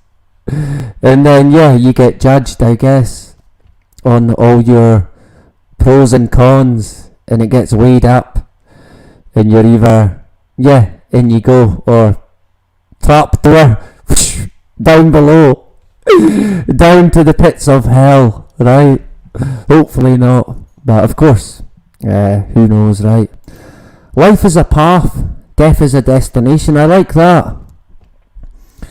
Yeah. I like that one, Solomon Kane. Good stuff. Thanks for joining tonight. We will wrap it up now. I've fucking yapped on and on. We will be back on Sunday. Sunday night. Thank you very much, Solomon, and a dog named Boo. I appreciate all your feedback and engagement, everyone. Yeah, and Zeus Scott as well. Always a pleasure having you. I appreciate the feedback. Lost my BFF recently. Fuck's sake. Yeah, it's tough that. My heart goes out to you, aka losing a loved one. You never really get over it, and it can be hard. It can be. You can never forget them. I think every day you kind of think about them, but it can be tough. I do get it. I know people who really do struggle. I know mothers who have lost children, their firstborn, at a young age, and it's fucking hard. It's so hard. I really do feel for them. Because, I mean, what do you say? What can you say to them? What can you say to a mother who has lost a child at a young age to try and make them feel better? It's hard. It's a fucking hard one. I do try my best with them because, I mean, I do get approached locally by different people because mainly I've experienced that much death in my life. I've been approached in the past on quite a few occasions to even speak at a funeral, believe it or not. I spoke at my father's and my best friend's, so I think people kind of thought, well, get William to do it, he's good at it. So, but I mean, it's not really something that you want to be doing, but I done it. It was tough. Speaking at my dad's one and my best friend as well, that was hard. It was hard going, but I done it, and yeah, I guess it's an experience, if anything. Funerals can be tough. They really can be.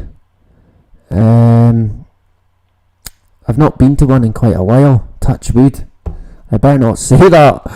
But they're tough. They're tough going. They really are. It's weird because in terms of my dad's cremation, it's a bit of a blur. I can only really remember speaking, and then that's it. So I'm not sure. Maybe I was still in shock, and I can't really remember. And I wasn't even drinking, which I think I had one whiskey, and I just thought I couldn't even get drunk. I avoid people, full stop. Yeah, that's a good way to live your life. To be honest, I think I might try that one. Yeah, avoid them. Let's face it. Excuse me. A high percentage, fucking hell. Give them a wide berth. They're useless, hopeless, like me. But thanks for jumping in tonight, Draga.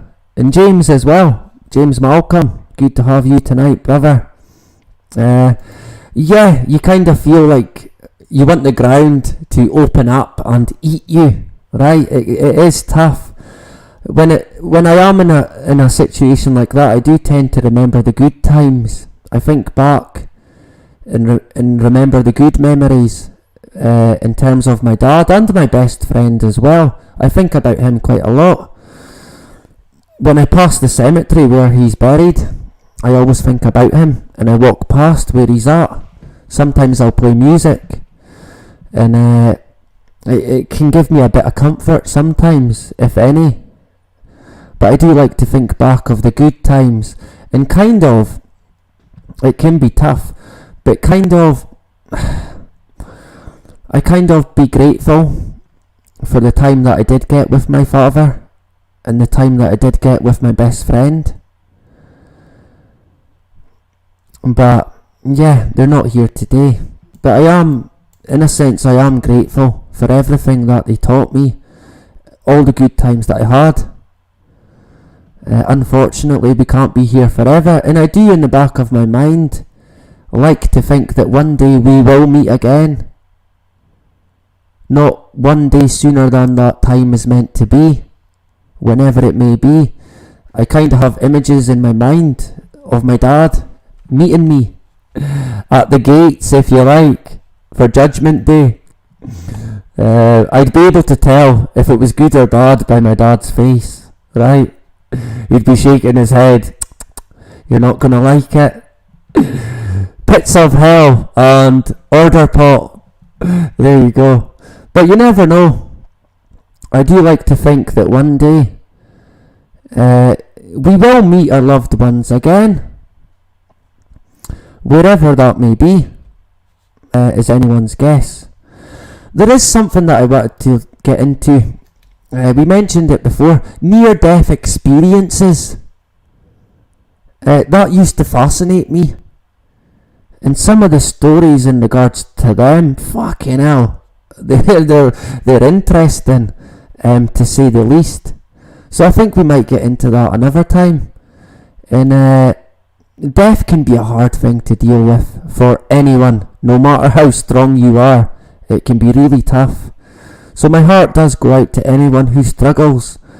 But, I mean, hey, I'm not a fucking expert on anything, but try and, I know it's tough, but try and be grateful as well. Right, we're still here today. We're grateful for the good times, the good times, the good memories. And we push on, and we fight in their memory as well. I know my dad would never want me to give up. He would, oh man, he would be raging if I even considered giving up on life. He would fucking strike me with lightning. He'd be like, right, fuck it, you've had it, there you go. So, I always think, well, fucking hell, what would my dad say? He would tell me to fucking get on with it, to man up, to straighten up, keep going, keep fighting. So I tend to think like that. But it is hard. So I do understand, aka. You can always email if you're ever struggling. You can hit me up with an email. and we can have a laugh maybe, right? And yeah, laughter's a good medicine. So we can have a chat and get a laugh. We can always laugh at me, like the teacher said. Like all the teachers used to say. You can laugh, they laugh at me, not with me, right? So yeah, thanks very much for coming in and sharing as well. It can be tough to even share different things like that, so I appreciate it. I've got a lot of respect for you, and we're all human. We've all got emotion, if that's what you want to call it. So we can't suffer. I think sometimes we're our own worst enemy. When it comes to the mind and the brain, we can overthink constantly. And just switch off from time to time and go and do something that you enjoy. It's wildlife for me and football. Football, I can enjoy it sometimes, but it can also get me upset. But when it comes to wildlife and nature, I'm never upset by nature. I'm never unhappy at nature or wildlife unless it's raining. Which is all the time in Scotland, of course. My dad would say, "Shut that door, you are letting that smell out." Classic. Well, that's a good one, that, Draga. Good to have you tonight. Fathers are great. They're always good for a laugh. I mean, hey, I know people that they never even met their father, or they lost their father at a very young age. So I am kind of grateful. Unfortunately, there is people who are usually worse off. Not that we can't compare, because everyone's different as an individual. How someone is affected by something can vary. And we're all different in that sense, to be fair. But yeah, it's been great. I've enjoyed my chat tonight. Thanks very much, Justine. Good to have you tonight. You was there as well. That's interesting, that. Last breath. 2000. I think in 2000 I was 12. I think I was 12-year-old in 2000. Going into the big school. I remember it quite well. Coming in, I remember everyone building up the millennium and the millennium bug. The world's gonna end. Remember all that? Fucking hell, what the fuck was that about? The world's gonna end. All the banks and the clocks are gonna fuck up, and the world's gonna blow up. But it didn't happen. I was waiting on it happening. I always remember them billing the 20th century as this wonderful thing coming out of the 90s, heading into the future, the new world. Yeah, new fucking world, alright. But is it a good one? I don't think it is, to be honest. My dad, non-existent. I'm sorry to hear that. AKA, see, that's what I mean. I know people who, they never even experienced a father, or they had a bad father. So I am grateful that I had a good dad, and I at least got a lot of good years and a lot of experience from him. I'm sorry to hear that as well, Justine. That's no age to be losing your dad. 16, that's sore. That is a sore one. My heart goes out to you. Yeah, I'm sorry to hear that. I have heard a lot of that as well. Some people, they don't care, and I don't know how these people can be like that. It's heartbreaking. It really is. Yeah, the world was going to end, that's right. I always remember that New Year. Hogmanay. Massive party. But I always think back, the 90s were great. I think they were probably the best time that I've had, to be honest. But I do remember in 2019 thinking, my life was great. This is no word of a lie. I might have said this before. I can remember walking down Elgin High Street with my son Billy, and it was a beautiful day. It must have been the summer 2019, and I was going to Starbucks. Trust me, don't go there, don't be a fucking idiot like me. But I'm a sucker for a cappuccino or a good coffee, right? And it was beautiful. The sun was fucking splitting the tree in the sandstone buildings. It was beautiful. It looked amazing. People were up tiring, everyone was out. I was going into Starbucks to meet an absolute legend of a man, George Gilbert. He's a legend in Elgin. He used to play for Elgin, and he's in his late 60s now, 70s even. And I always would go in there and buy him a coffee. And I don't think he ever had that much money, but that didn't matter. I loved to buy him a coffee. I would always refuse to let him pay, right? I paid and that was it. We would almost get to a point where we would be arguing, like in the Father Ted sketch, where they argue over who's paying the bill, and then they start fighting. I think it's Mrs. Doyle and her friend. They start having a fight over who's going to pay the fucking bill. But yeah, it was a bit like that. He'd be like, no, and I'd be like, look, I'm paying it, and that's it, right? I like to look out for him. And I used to love that. I remember walking up thinking, we're going to meet George, and I've got my son Billy. He loves speaking to him. He always had a wee toy that you'd buy for him. And I always remember thinking at one point, you know this, I'm actually loving my life at the moment. I kind of felt like it had peaked. That's honestly what it felt like. For that brief moment, I was the happiest person I had ever been, honestly. And I remember thinking life's great. We had no issues whatsoever. The children were all doing really well. They still are, thankfully. But in terms of the world around me, wow, it is a completely different place today. It's not the world that I knew even then. And that wasn't even that long ago.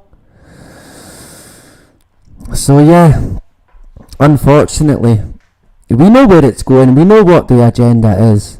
It's all heading to smart cities. The cities that we know today, they'll be a thing of the past. It'll be like a different civilization. And they're speeding it up tenfold. So by 2030, fucking hell, we won't recognise the world. We simply will not. It'll be different. It'll be changed. And not for the better, in my opinion. In 2030, I think I might still be here. I mean, I did not have the greatest of life health-wise. Alcohol, drugs, fucking you name it. I kind of feel like I'm already on borrowed time, to be honest, which is a bit of a stupid thing to say. But hey, 2030 to me seems like a long time away. Hopefully I'm still here, and we can say, look, we fucking told you, didn't we? Look at it now.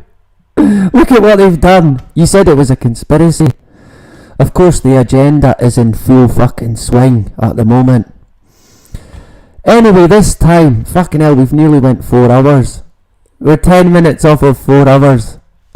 Crazy. But I do enjoy engaging. We have a great wee community here. We really do. They're great. Yous are great people. And I'm actually really, really proud of the people that we've got here. When I compare them to other channels like Dan the fucking Man and his cretins, none of the people here are like that. They're not bad people, they're good fucking decent people. And I'm proud of that. I think that it's a reflection of the channel itself. Well, I'm kind of hoping it is. If not, maybe it's the other way about. And the people that are subbed are making this channel a good channel. a decent channel, if you like. But I really do, I'm proud of the people that we've got. They genuinely are decent people. So I'm happy, and I'm proud of every one of you. You're not cretins, you're not evil, you're not bitter, you're not twisted, you don't mock the dead. I mean, fucking hell. Yes, Scatman Dan, Skyman Dan, the pure balm, yeah. Sean Dan, the go-to man for all you need to know. I mean, fucking hell, a shill if there ever was one. Jesus, I think RV wants to do a video on Dan the Man, right? That would maybe be a better idea. I don't know, maybe he likes Dan the Man, I doubt it. Dan tries to destroy the flat earth. You'd think he would have done it by now, surely, with all the evidence. But he's still going on. He seems like he's obsessed with flat earth, which is quite funny. Who's he trying to prove it to? I think himself. We'll get into Dan again next week, right? Keep an eye out. It might be before then. I think I might have time on Saturday, but I might not, right? So if not Saturday, it'll be Sunday. Oh, he's already done one on Dan, has he? That doesn't surprise me one bit. Yeah, I think Dan, fucking hell. I mean, we will get into Dan, but he's basically pushing the climate change agenda. And if that doesn't tell you something, then I guess nothing will, to be honest. He's a dildan. Yeah. Good one. He's a dildan. Yeah. Now let's not stoop to their level, right? Of course, Dan never said that much in his video. He kind of let me do the talking. But of course my content's got no value. I think it's got over 100,000 views now. So Dan might be helping the cause, which is quite interesting. I can't really work out what's going on, to be fair. I'm surprised that they went for me, a nobody. But there you go. Thanks very much, Solomon. And a dog named Boo as well. And Draga, late to the party, but press ups. Yeah, and you won't be late again, of course. And yeah, Solomon, always a pleasure to have you. It's because of you. It's because of who you are, William. We are down to you, drawn to you and your content. Like you say, great stuff. Thanks very much, Justine. A nice comment that. Yeah, I don't think people end up here by accident, to be honest. I think there's people who would maybe watch this and think, that's not for me, and that's fine. It ain't going to be for everyone. But I think there will be people who come across it and think, actually, I think some of these people in the chat, in the community, maybe not so much me, but they like what's being said. They like the feeling of it, if you like. It's not full of hatred and bitterness. That's not us. Yeah, that's being polite. Boy's a helmet. Yeah, he's a shite bag. He won't even give me the right to reply. He never even got in touch with me. No respect whatsoever. But we will get into him again. We did touch on him a wee bit today in 5G. So you can look back on that if you want to, Draga. But yeah, I'll be waiting on the check in the post from Dan the Man, from my content that has no value, with his 100,000 views. Fucking hell. I wonder how many views it'll end up getting. Quite a lot. I guess that's my highest viewed video now. It's quite funny actually, because the video that he shared, I went to check on it, and I shit you not, I should have sent this as a message. Have I got it here? I don't think I have. When I went on to the video, it had, how many views do you think it had? And how many likes? Do you think it had? It was, I'll tell you, it was 666 views and it had 33 likes. I shit you not. So there you go. I don't know how many views it's got now. I've got a screenshot of it as well to prove it. I've got evidence. Like the guy Brian on RV's live. Prove it! Prove it! Prove it! There you go. But I guess you could say the same for RV, who's saying, well, they say that Bill Cooper's dead, but they can't prove it. Well, how the fuck can I prove it? How can I prove that Bill Cooper is dead? Wishful thinking there, right? Bill Gates. Of course, we've touched on him before where he might be fucking dead. There was an article that came out, I think, or was it mentioned in Ancestry.com that Bill Gates was dead, him and his wife. We've covered that before. So, who's Bill Gates today? Fucking a CGI robot? Who knows, right? I think Bill Gates is the devil in disguise, to be honest. Yeah, without a doubt. I like Brian. Watched him for a time. Heart is in the right place. Yeah, I mean, hey, I don't think Brian is a shill. I touched on it before. I'm unsure. I really don't know the guy.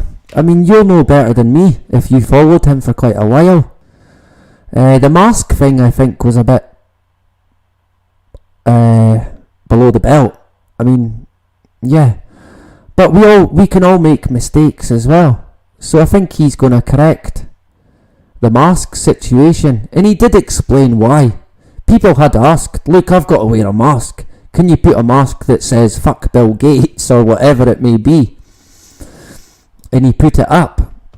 The hot dog cooker or steamer, I don't know what the fuck that's about, to be fair, but I think he said it was a solar cooker. I don't know. There was a lot going on, a lot of things getting thrown about. I felt Brian maybe took it a bit personal, to be honest. He made a video the next day and he looked pretty depressed about it. I think his energy levels went very low. I think that's where he took himself, to a very low sort of energy, and he felt it the next day. You could see it in his video. I don't think he's a shell. I mean, he's entitled to make money. I'll not knock the guy for that. But RV, he seems to know different, or think different at least. They marked you. Yeah, I'm a marked man now. I certainly am. A marked man, without a doubt. I think I've been clocked, right? So, the game is on, I guess. And what will be, James. We'll take it on the chin. And we'll push on, right? I've been drawn back into YouTube. I'm not going anywhere now. Yeah, I don't know about Brian, to be honest. I don't think he is a shell, to be fair. The mask thing was done by the company. Yeah, I understand how it works. But I think he did also say that he did make them up. He did make some of them up because some people had asked if, because they have to wear a mask at their work, could they get a mask that said fuck Bill Gates or whatever it was. So I think he done that. Personally, I don't think it was a good idea. But none of us are perfect. We all make mistakes. So you can always sort things out, right? That's how we learn. That's the only way we learn, let's face it. But yeah, I did subscribe to Brian after watching it. I don't know if I'll be there that long. He's very, I mean, hey, he's free to do whatever he wants. Very promotion-y, sort of coming by this, fucking whatever it is. And it's not for me, to be honest. I don't want that. I don't want the same clip over and over. every video. Look, coming by this before the world ends. A bit like Richie from Boston. Look, quickly buy this. The world's ending tomorrow. I don't like it. I feel like it's the system.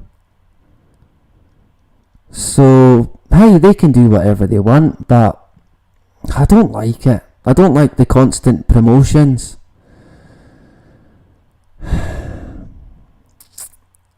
But hey, who am I, right?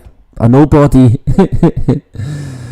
But hey, people can do, in my opinion, are free to do whatever they like. Just because the guy's selling so many fucking things or whatever, it doesn't mean that he's a shell or a fucking government agent.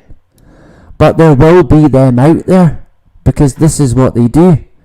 They cause division. They cause confusion. I think especially division. So I think with that said, you've kind of got to watch for anyone who might be creating the division. I don't know. Right. Keep your guard up. As always, keep your fucking guard up. Do not be fooled, right? Take everything with a pinch of salt. Even if you don't like salt, take it with a pinch. Yeah, I think Brian did explain quite a few things. Maybe he'll be back on RV and they'll make it up, and they'll kiss and make up, and they'll be friends again. Right? Who knows? Because I think RV and Richie from Boston fell out in the past, but now they're buddies again. They're a tag team now. They're like a WWF tag team, and they're here to save the truth movement. Dun, dun, dun, dun, dun, dun, dun, dun. There you go, because no one can think for themselves. Sure, let's go with that. I'm still subscribed to RV. I don't know why I got kicked off the comments, but there you go. That's life, but not as we know it. I'll hang around for a bitty and continue to watch his content, because on the symbolism stuff, a lot of the Masonic stuff, I think he's one of the best. I really do. But creating division, I don't really like it, to be honest. He was a wee bit brutal, and I think he can maybe take it too far. I mean, what sort of person does he want to... What sort of example does he want to set? He's got a lot of followers. So I'm not sure. I certainly don't want to put anyone off supporting RV. I have followed him for a long time. Way back in the Barry Soetoro days. Right? So, yeah. I'll still continue to support him. But anyway, I think we'll call it pretty much it. I'm a Ned, yeah. A lot of American people might not know what that is. A non-educated delinquent. I think that's what it is. Yeah, it might be that. In my younger days, a bit of a torag, a bit of a tearaway, a thug, if you like. I guess you could call a Ned a thug. Not a nice person, basically. Yeah, they fell out for quite a while. But they're fine now. Hey, that can happen. And you can make up. That is life. That happens in life. It's never always roses. People fall out all the time. Attackers are the problem. Yeah, I don't know if it's worth their while, to be fair. But again, who am I to judge, right? Yeah, I'm not really for taking sides, and I will stay subbed to both of them. I'm new to Brian's channel, so I'm unsure. I'll hang about and see what it's about. I think he does quite a lot of political stuff, and to be fair, that's not really my cup of tea. I mean, if you can't see that politics is a fucking fraud, fuck me. You've got a lot to fucking learn, so it's pointless in my opinion trying to even call it out. I mean, they call themselves out. They're fucking criminals to their core, every day breaking the law. Gematria isn't proof someone is bad. Yeah, I don't think it is, but it is another red flag. But take it with a pinch of salt. Yeah, numbers do have a part to play, from what I can gather. But again, I'm no expert on Gematria. I think the Gematria guy as well, one of them, I think RV had a go at him as well. I'm forgetting his name. The wee guy, the wee American guy. Oh man, I can't remember his name. But I don't think he's a shell either, to be fair. But RV seemed adamant that the guy was. Yeah, what's a Ned? There's your homework. I think there's actually a movie on Neds. So yeah, you might want to check it out. Non-educated delinquent. See, I didn't know, so I must have some sort of education. He says, sure, yeah. But a bit of a Ned in my younger days, without a doubt. More of a thug. That's the sort of group of friends. We were a bit thuggish in a way. Just not nice people. Well, not even really bad people, but I guess not living a good life, put it that way. We were good at that. A bit of a rebel, yeah. I think my whole life, hating the police, hating any authority, any authoritative figure. It almost feels natural to hate them. Not hate, but dislike. I used to see it in my dad. He hated the police. Oh man, so bad. When he seen the police, his face would literally fucking boil up. His blood, he'd like that, raging. Fucking veins popping out his head. Fucking police. He fucking hated them. And I used to think to myself, calm down, fucking hell. Don't put yourself in hospital over driving by the fucking police. And but I'm becoming more and more a bit like that. The police, they're pretty much useless here.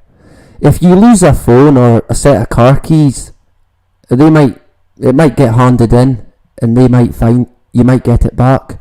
Apart from that, the police are hopeless. They're useless. You're wasting your fucking time even phoning them. Especially here, I don't know about in America. I guess they shoot you in America.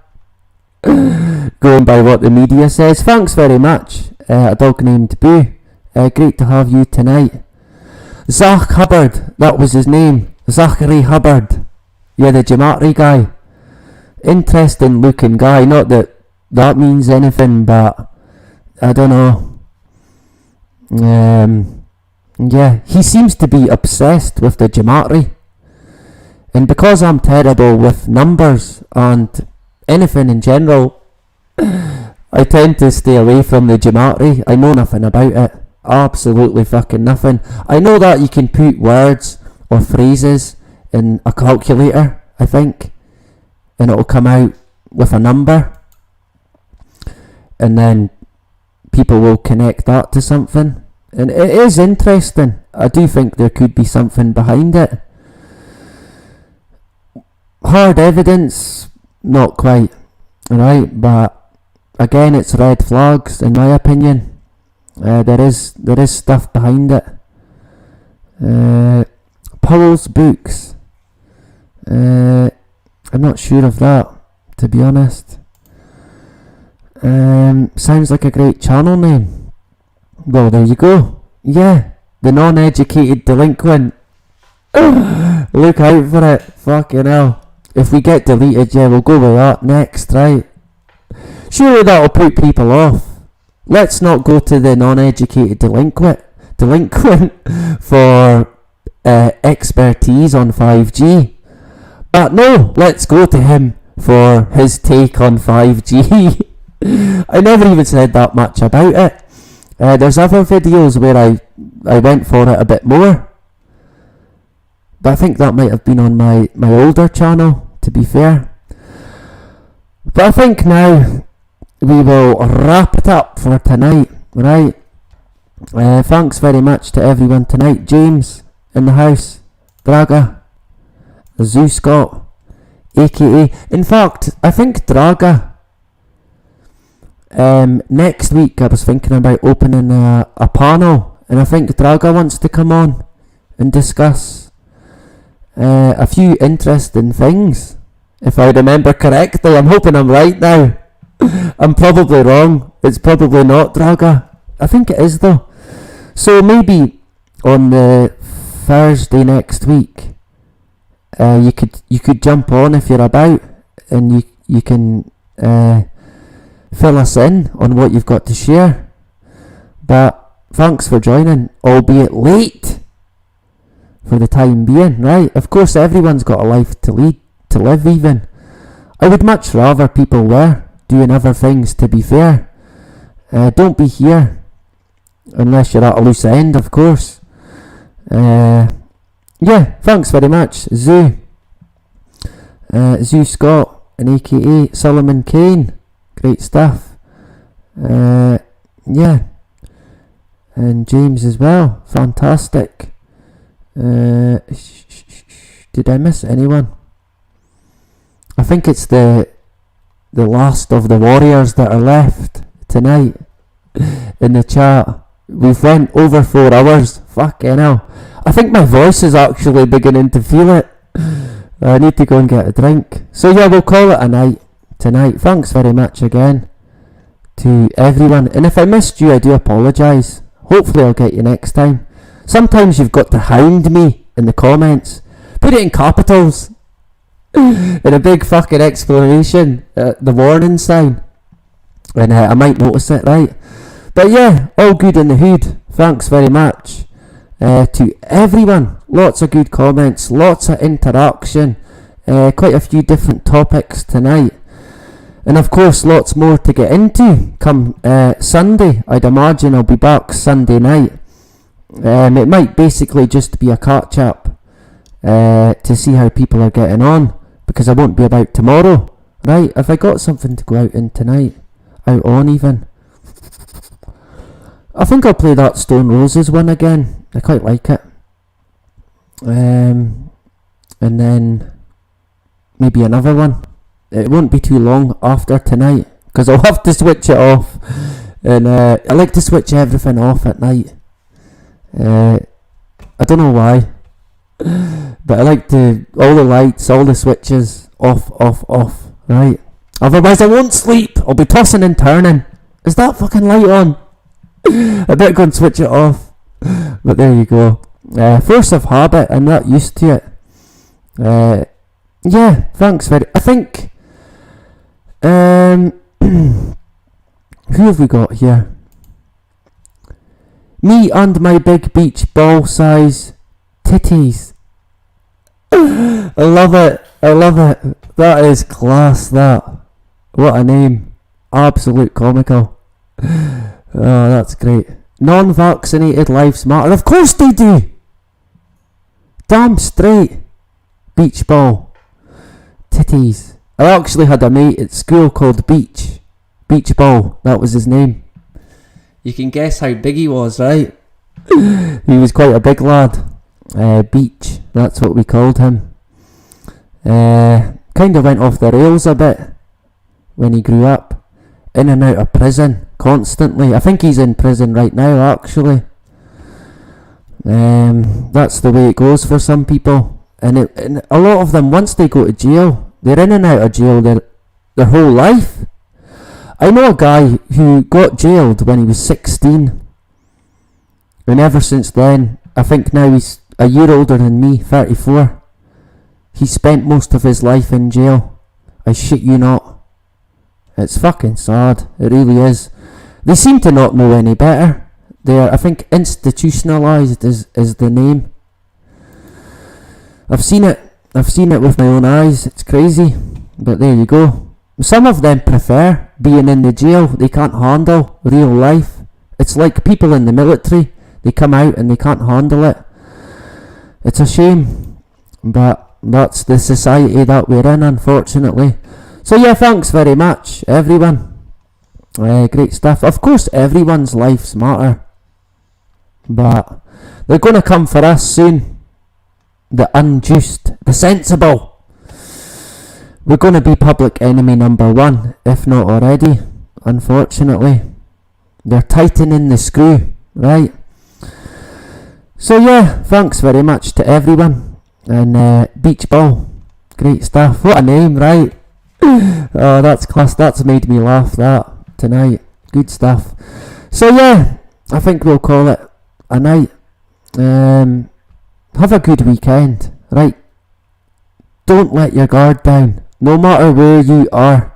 Don't be fooled by politicians. Don't be fooled by the fucking government. And don't buy anything. Take everything with a fucking pinch of salt. Honestly, there's that much deception going on, and it's tenfold at the moment since 2020. I mean, the agenda's always been in full swing, but it's revved up. It's went up a gear or two. Like we've said before, the totalitarian tiptoe, it's a sprint now.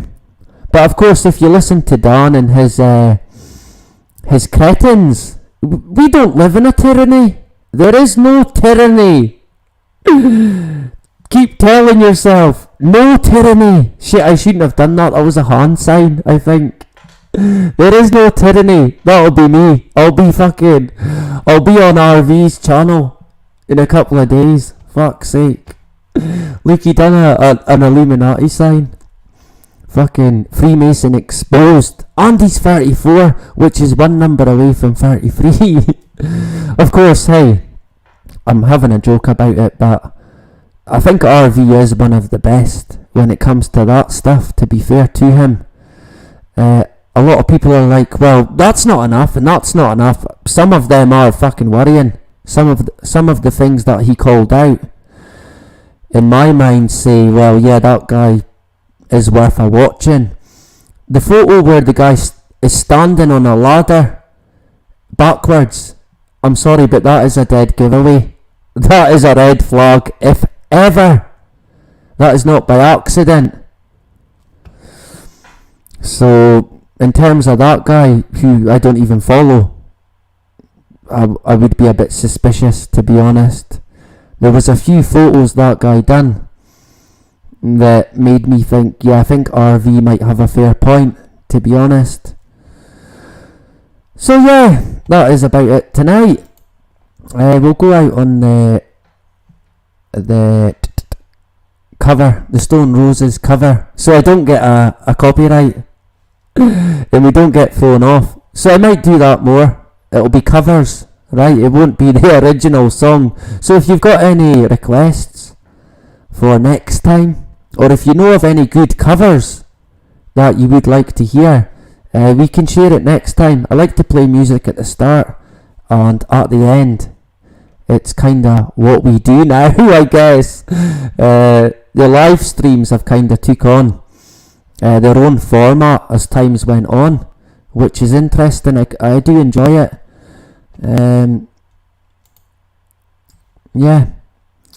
Yeah, we're going home. Is going home the pipes, the one with the pipe band? I think it is. Or is it going home British soldiers? We might get a strike for that one. The IRA rebel song. I could maybe dig that one out as well. Rich People by Sesh is funny. I've not heard of that, but it sounds good. I'll check that out. Yeah, it is the bagpipes. I'll look it out and I'll get it for next time for our brother James. Had a screw shout at me. You are not complying with the regime. Fucking right he was. Not as dumb as he looks, I told him. Yeah, a screw being police. No, a jail officer. Prison officer. A screw, right? Did they call them screws in America? I'm unsure. Maybe it is in America they call them screws. I thought it was just here. I don't know. But thanks very much as well, Draga. Good stuff. And James as well, aka and everyone in the chat. Zoo Scott as well. Good to have you, everyone. A pleasure, as always. We have went on a fair bit now. But yeah, we'll go out on the cover. And I'll be back again on Sunday. Sunday night. I would imagine it will be. Failing that, it'll be Monday, right? I did say that last time and it was Tuesday. But this time, I'm definitely going to be free. Sunday and Monday. And we might get into COP on one of them days. COP 26. Or as I like to call it, COP of Shite 26. The leaders are here to save the world. Sure, let's go with that. Anyway, on that wonderful note, I think that is about it. Bye bye.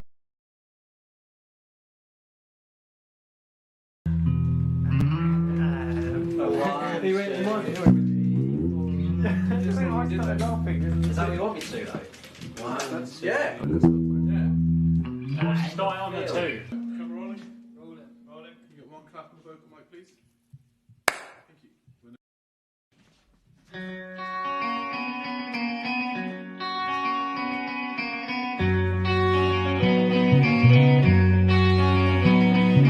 Chimes sing Sunday morn. Today's the day she sworn to steal what she never could own, and race from this hole she calls home.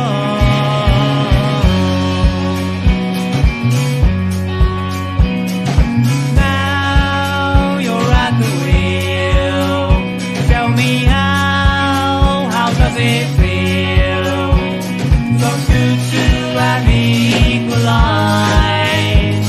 and lift up the list of your eyes.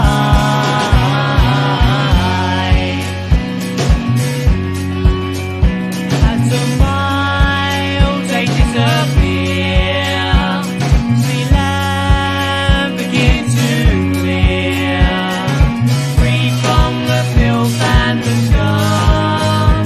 This American satellite one.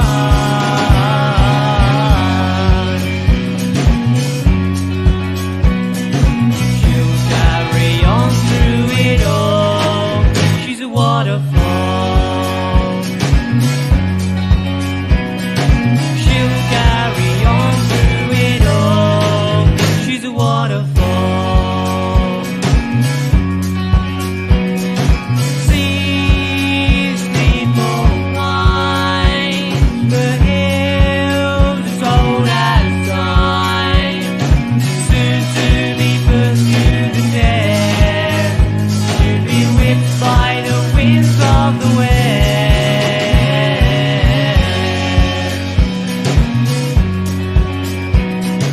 Stands on shifting sand, the scales held in her hand, the winds in just withering waves, and build up her brigantine sail.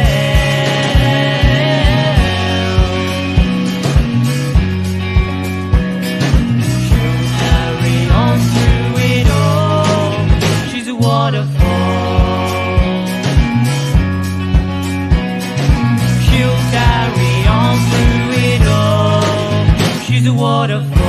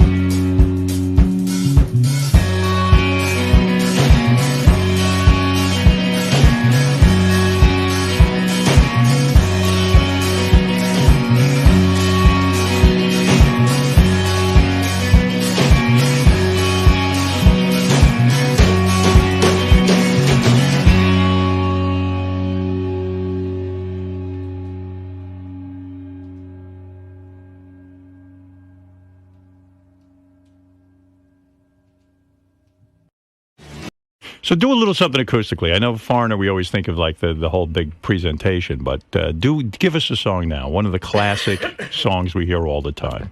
Here they are, Foreigner, Mick Jones, Kelly Hansen, and Jeff Pilson. Go ahead. Thanks, man. All right, man.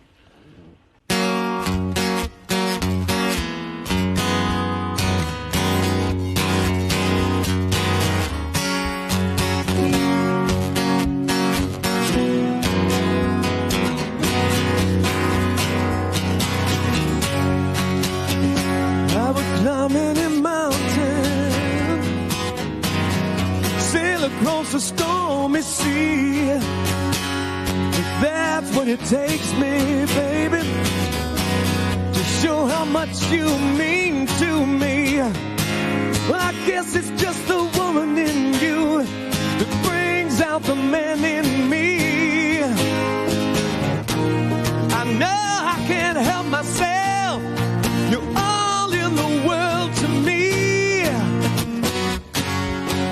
Feels like the first time.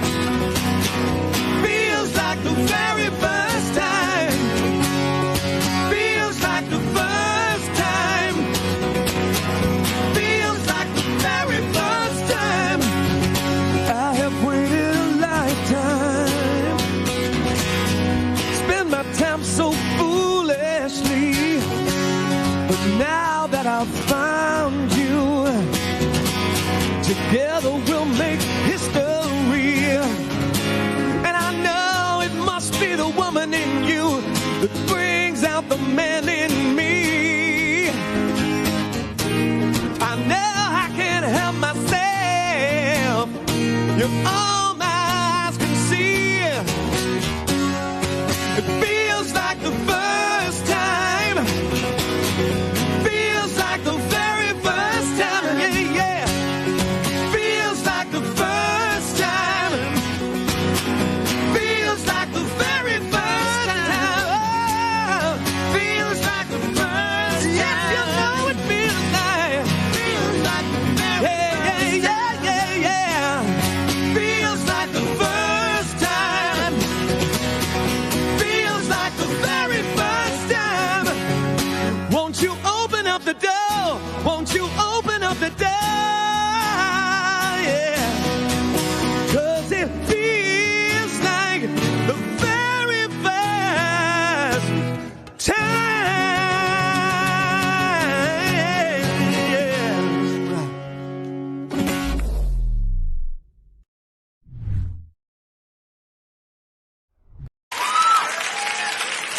You've been a fantastic audience. Thank you very much. Just running scared each place we go, so afraid that he might show. Yeah, running scared. What would I do if he came back and wanted you? Just running scared,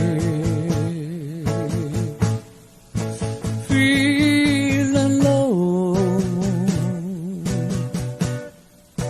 running scared. You loved him so. Yeah, running scared, afraid to lose. If he came back, which one would you choose? Then all at once he was standing there, so sure of himself, it led in the air.